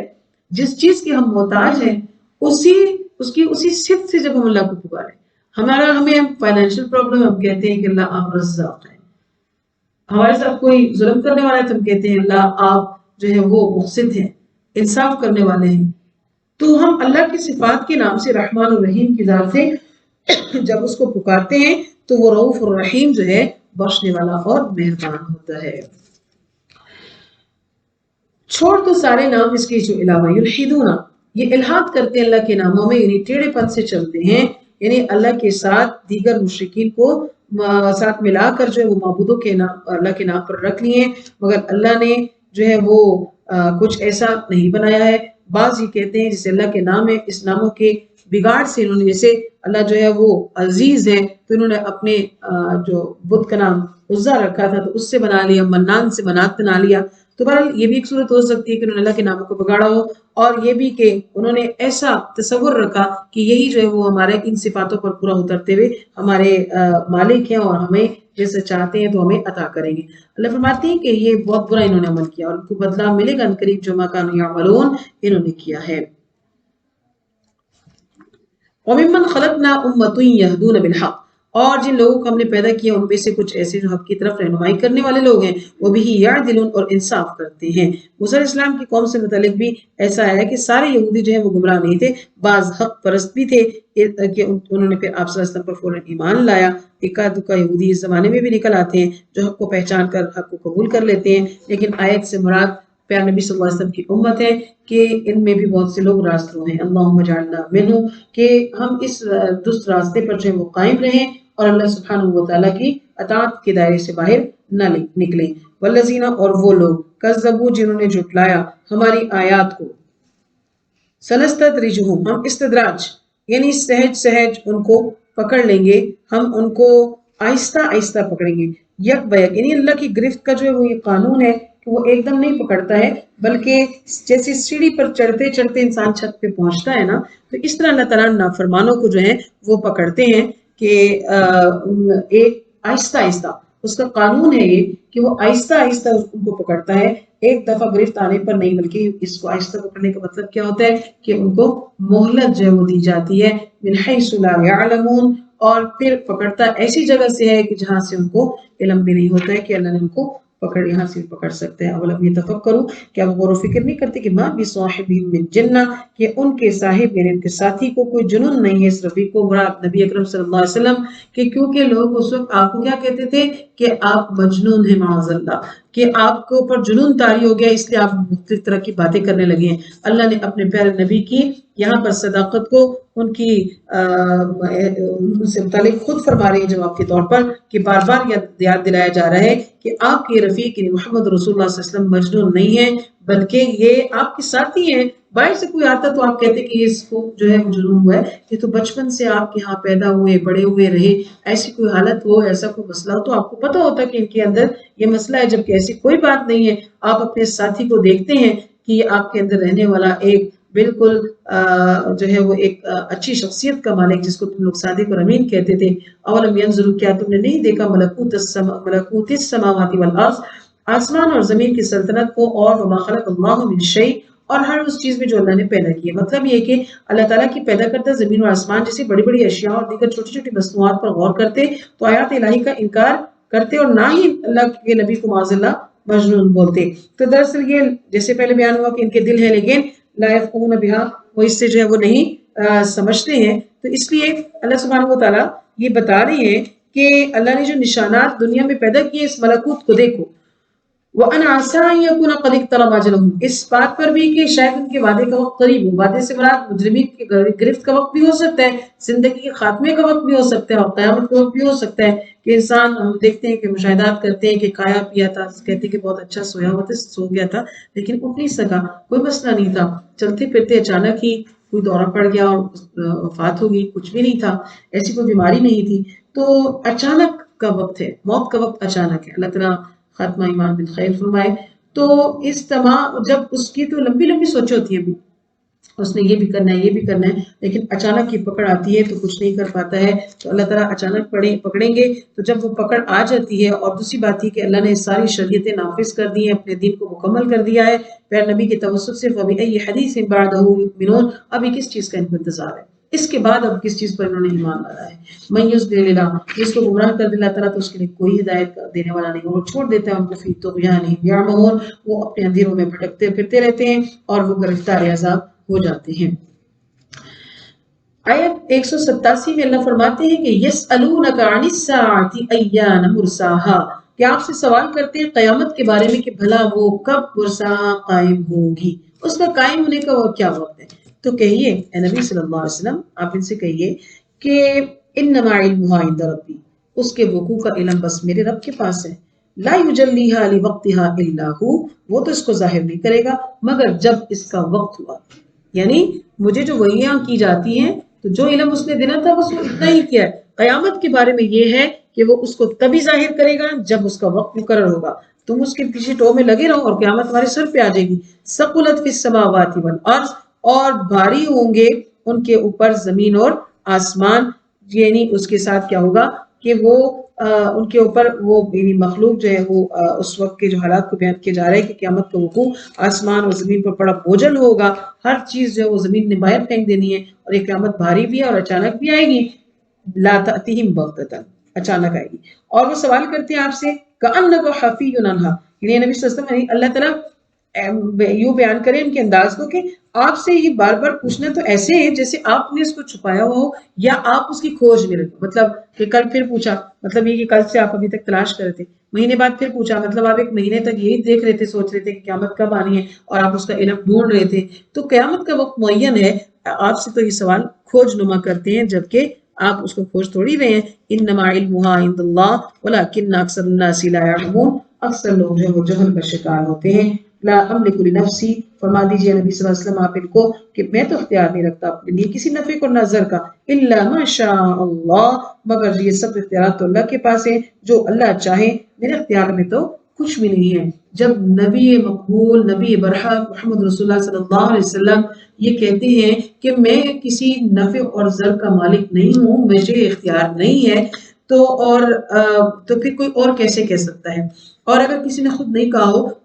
تو لوگ کسی کو ایسے کیسے سمجھ سکتے ہیں کہ یہ ہماری بگڑی کو بنا دینے والا ہے، یہ ہمارے لیے نافع ہے، یہ ہمارے لیے ضار ہے؟ یہ تو صرف اور صرف اللہ کے اسماء پاک ہیں، دوسروں کو اس میں شامل کرنا ایک افسوس کا مقام ہے۔ تو اللہ نے فرمایا کہ آپ یہ بھی کہہ دیں ان سے کہ اگر میں جانتا غیب کو تو پھر کیا کرتا؟ لَسْتَكْثَرْتُ مِنَ الْخَيْرِ، تو میں بہت ساری بلائیاں حاصل کر لیتا، وَمَا مَسَّنِيَ السُّوءُ، مجھے کبھی تکلیف ہی نہ پہنچتی۔ ظاہر ہے کہ پتہ ہوتا ہے کہ کل میرے ساتھ یہ ہونے والا ہے، تو وہ آپ غیب جانتے ہوتے تو آپ اس کو بدل دیتے اور اپنے لیے بھلائی جمع کرتے۔ نہیں، آزمائش کا آنا، تکلیف کا آنا، آپ صلی اللہ علیہ وسلم کے ساتھ بھوک کا معاملہ ہونا، آپ صلی اللہ علیہ وسلم کے ساتھ دیگر معاملات کا جتنے غزوات ہم دیکھتے ہیں، پریشانیوں کا ہونا، یہ سب چیزیں اس کی وجہ کیا تھی کہ آپ علم غیب نہیں جانتے تھے، جو تقدیر میں تھا اس نے آنا تھا اور وہ ہو کر رہتا تھا۔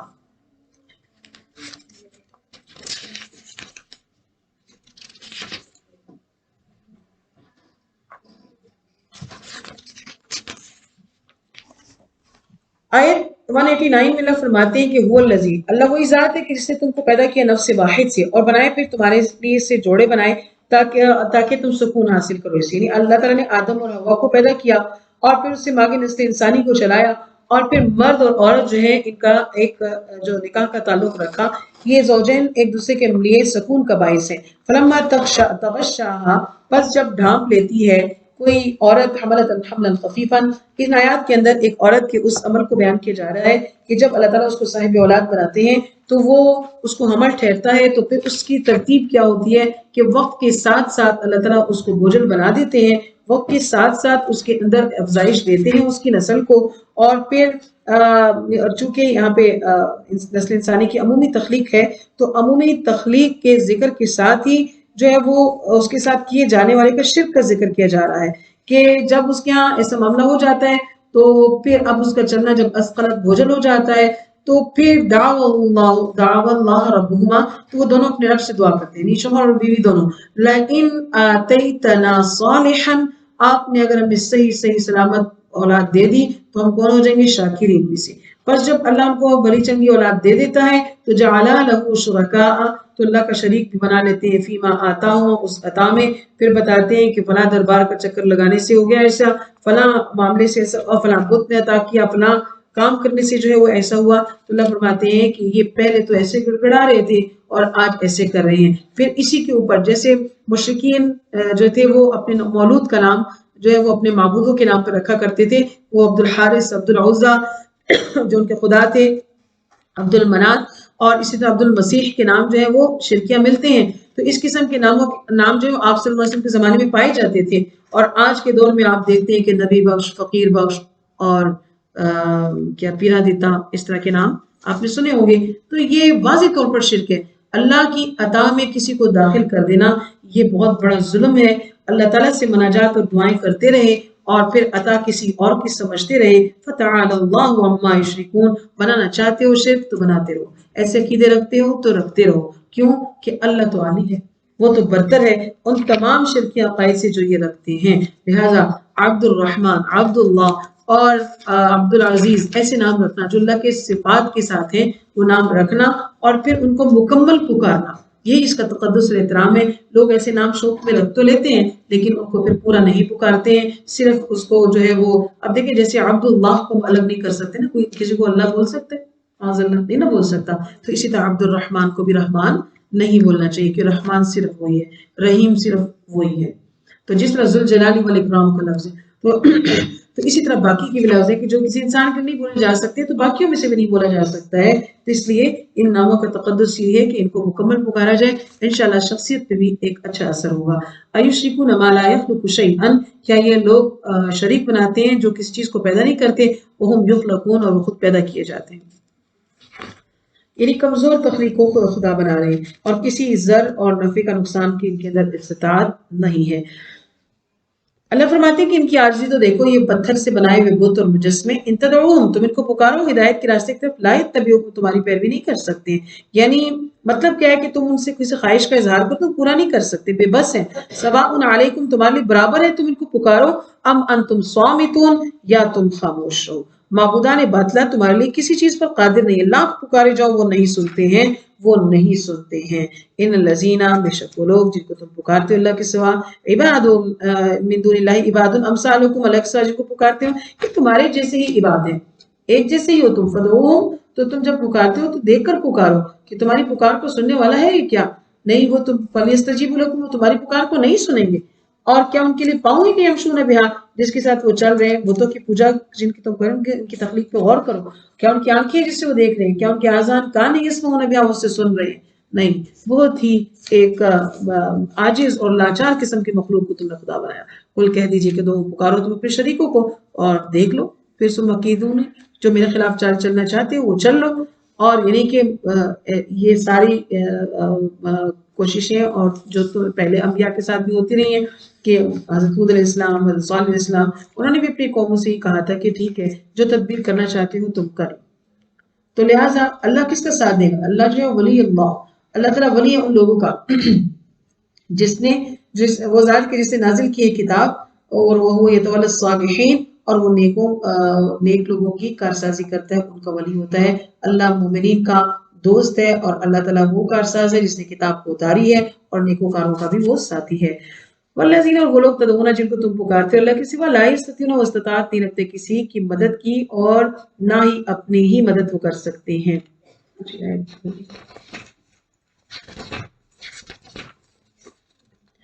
تو لہٰذا اے نبی صلی اللہ علیہ وسلم وَأْمُرْ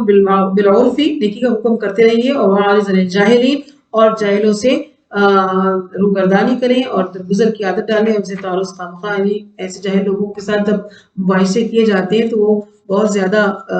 مباحثوں پر اتر کر وقت ضیاع کا باعث بنتے ہیں، تو آپ ان کے ساتھ جو ہے وہ ان سے اعراض کیجیے. وَإِمَّا يَنزَغَنَّكَ مِنَ الشَّيْطَانِ نَزْغٌ فَاسْتَعِذْ بِاللَّهِ. مکارم اخلاق کا تذکرہ کر رہے ہیں اللہ تعالیٰ نبی صلی اللہ علیہ وسلم کا، تو ساتھ میں اللہ یہ بھی بتا رہے ہیں کہ شیطانی چھیڑ چھاڑ بھی ہوا کرتی ہے. تو شیطانی چھیڑ چھاڑ، نزغ کہتے ہیں چھیڑ چھاڑ کو، کہ شیطان جب چھیڑ چھاڑ کر لے تو فاستعذ باللہ، استعاذہ کر لو.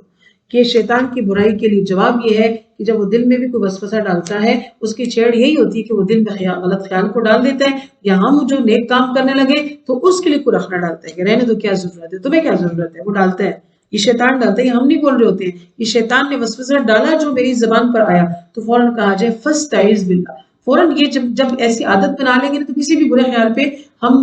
اعوذ باللہ کہہ دیں گے تو وہ کام ہم سے رک جائے گا. اور اگر ہم نے اس کو نہیں کیا تو پھر تو پکا یقین کر لیں کہ شیطان نے وسوسہ ڈالا تھا. اور اگر ہم کیونکہ اصل میں ہم اپنے نفس کے خلاف نہیں چلتے، تو ہمارے دل میں جب کوئی بھی ایسا نیکی کے اوپر کسی برائی کا خیال آ رہا ہوتا ہے تو استعاذہ ہی نہیں کرتے، کیونکہ پناہ میں آنا نہیں چاہ رہے ہوتے ہیں، اس کام کو کرنا چاہ رہے ہوتے ہیں، تو شیطان کی وہ گزرگاہ بن جاتی ہے، وہ وہاں داخل ہو جاتا ہے اور ان کو پھر شر پہنچاتا ہے. تو اللہ فرماتے ہیں کہ یاد رکھو، یاد کرتے رہو، تذکرو، یا نصیحت کو حاصل کرتے رہو، ذکر الہی میں مشغول رہو، اور تو پھر تم بچ جاؤ گے. کیونکہ جو شیطان کا گزر جب ہوتا ہے اللہ سے ڈرنے والوں پر، ان آیات کے اندر کیا ہے کہ کسی ایسے گروہ پر گزر ہو کہ جو تقوی ڈرنے والے ہوں، تو وہ فوراً اللہ کو یاد کر لیتے ہیں، تذکرو، اس کو یاد کر لیتے ہیں، اور وہ اسی وقت صاحب بصیرت ہوتے ہیں، سمجھ جاتے ہیں کہ یہ پھونک جو ہے وہ شیطان کی طرف سے آئی ہے. تو اس لیے ہر انسان کو ہوا وقت جو ہے وہ وسوسہ سازی کا علاج جو ہے وہ استعاذے کے ساتھ کرنا چاہیے. اور جو شیطان ہوتا ہے یہ اور اس کے ساتھی جو ہیں وہ کھینچتے ہیں، یمدونہم فی الغی، گمراہی کی طرف کھینچتے ہیں.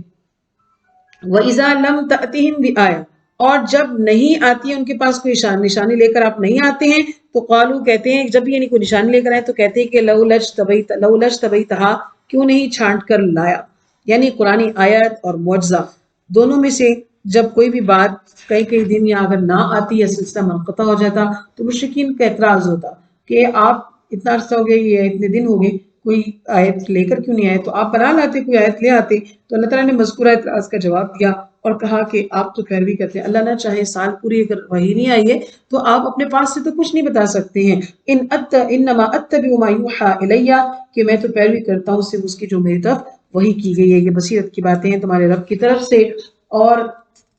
یہ بینات ہے اور ہدایت ہے اور رحمت ہے تاکہ تم اسے سمجھو. وَإِذَا قُرِئَ الْقُرْآنُ آیت نمبر 204 کے اندر اللہ فرماتے ہیں کہ جب پڑھا جاتا ہے ان کے اوپر قرآن تو فَاسْتَمِعُوا لَهُ کہ تم اس کو سنو. بس تمہیں چاہیے کہ تم اس کو سنو، وانصتوا اور خاموش ہو جاؤ تاکہ تم پر رحم کیا جائے. قرآن کے ادب و آداب کے بارے میں بتایا جا رہا ہے کہ بابرکت کتاب ہے، خاموشی اختیار کرنی چاہیے، اس کو سننا چاہیے، تلاوت قرآن میں شور و غوغا نہیں ہونا چاہیے. اور بعض مفسرین کے نزدیک یہ ہے کہ بعض نماز پڑھتے ہوئے بعض لوگ جب ابتداء اسلام تھا تو نماز کے دوران بھی کلام کر لیا کرتے تھے یا کچھ بتا یا دیتے تھے، جیسے نماز کی رکعتیں پوچھنی ہوتی تھی تو وہ باہر سے آنے والا سلام کہتا تو اس کو سلام کا جواب بھی دے دیا کرتے تھے. تو یہ نماز سے متعلق ہے بعض مفسرین کے نزدیک. بہرحال قرآن سے متعلق تو واضح سمجھ آ رہی ہے کہ جب قرآن پڑھا جا رہا ہو تو بالکل خاموشی کے ساتھ اس کو سنا جائے اور اس کی قرات کے اندر خواہ کا خلل ڈالنا جو ہے وہ درست بات نہیں ہے. وَاذْكُرْ رَبَّكَ فِي نَفْسِكَ اور یاد کریں آپ اپنے رب کے بارے میں، یاد کریں اپنے رب کو اپنے دل میں تضرعاً یا گڑگڑاتے ہوئے، وخیفتاً اور خفیہ طور پر، عاجزی کے ساتھ، بلندی کے ساتھ، جیسے آپ پکارنا چاہیں، صبح میں، شام میں، جیسے آپ. اور جب یعنی رب کو پکارنے کا تمہارا جب دل کرے تو اس کو یاد کرو. اور ہر طرح کی دعا اللہ تعالیٰ سنتے ہیں. ایسا نہیں ہے کہ کوئی آہستہ پڑھے تو اس کی نہیں سنتا اور کوئی تیز پڑھے تو اس کی سنتا ہے، ایسا نہیں ہے. تو ہر طرح سے اس کو پکارا جائے. تو اس میں ایک اور جو اصول سمجھایا گیا ہے کہ ذکر اللہ جو ہے یا تلاوت قرآن جو ہے یعنی اگر مجالس وغیرہ میں کی جاتی تو ظاہر آواز بلند کی جاتی، لیکن جب انسان انفرادی عبادت کر رہا ہے تو اس انفرادی عبادت کے اندر نہ تو وہ اتنا زور سے کرے اور نہ ہی اتنا آہستہ کرے کہ خود کو بھی نہ سمجھائے. یعنی ودون الجہری من القول، درمیان کی بات، یعنی بلندی سے کم اور کم سے تھوڑی اوپر کہ خود کو سمجھ آئے. یعنی ان دونوں حالتوں کے درمیانی راستے کو اختیار کیا جائے. وَلَا تَكُن مِّنَ الْغَافِلِينَ اور غافلوں میں سے نہیں ہونا چاہیے.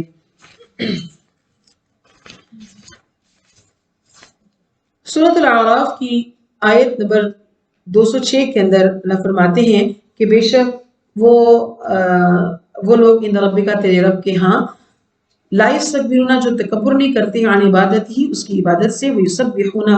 اور وہ تسبیح کرتے ہیں اس کے لیے، وَلَهُ یسجدون اور اسی کے لیے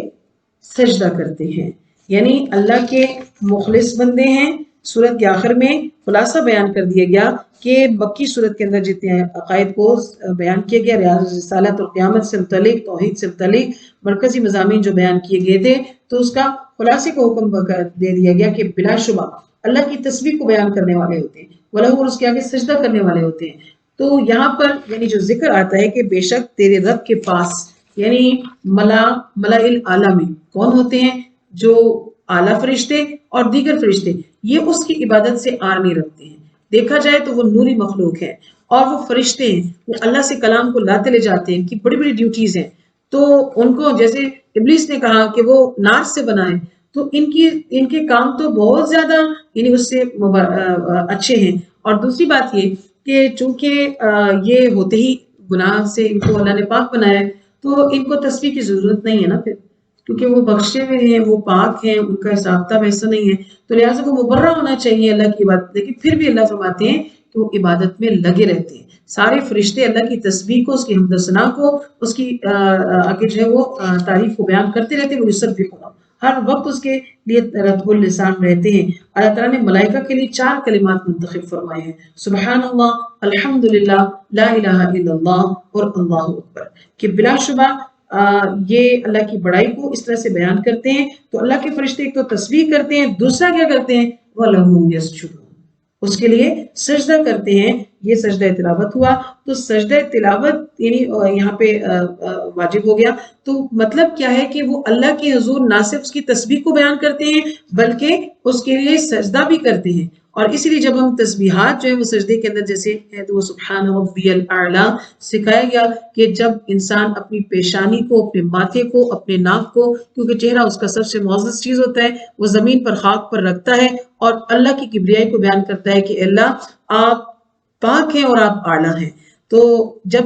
انسان یہ کہتا ہے کہ سبحان ربی الاعلیٰ تو شیطان کے لیے سب سے اس کی زندگی میں منحوس ترین وقت ہوتا ہے اس کے لیے، اور وہ کہتا ہے کہ افسوس کہ میں نے آدم کو سجدے کا حکم دیا گیا، اس نے کیا لیکن مجھے حکم دیا، میں نے انکار کر دیا اور میں پھر کیا ٹھہر گیا؟ مردود ٹھہر گیا۔ تو پھر اس کی دشمنی بڑھ جاتی ہے، وہ سجدے سے روکنا چاہتا ہے، اللہ کی عبادت سے روکنا چاہتا ہے، تو اللہ تعالیٰ اس کی یہ جو حسد کی آگ ہے جو انسان کو سجدہ ریز ہوتے ہوئے نہیں دیکھ سکتا ہے، تو اللہ تعالیٰ اس کے شر سے محفوظ فرمائے اور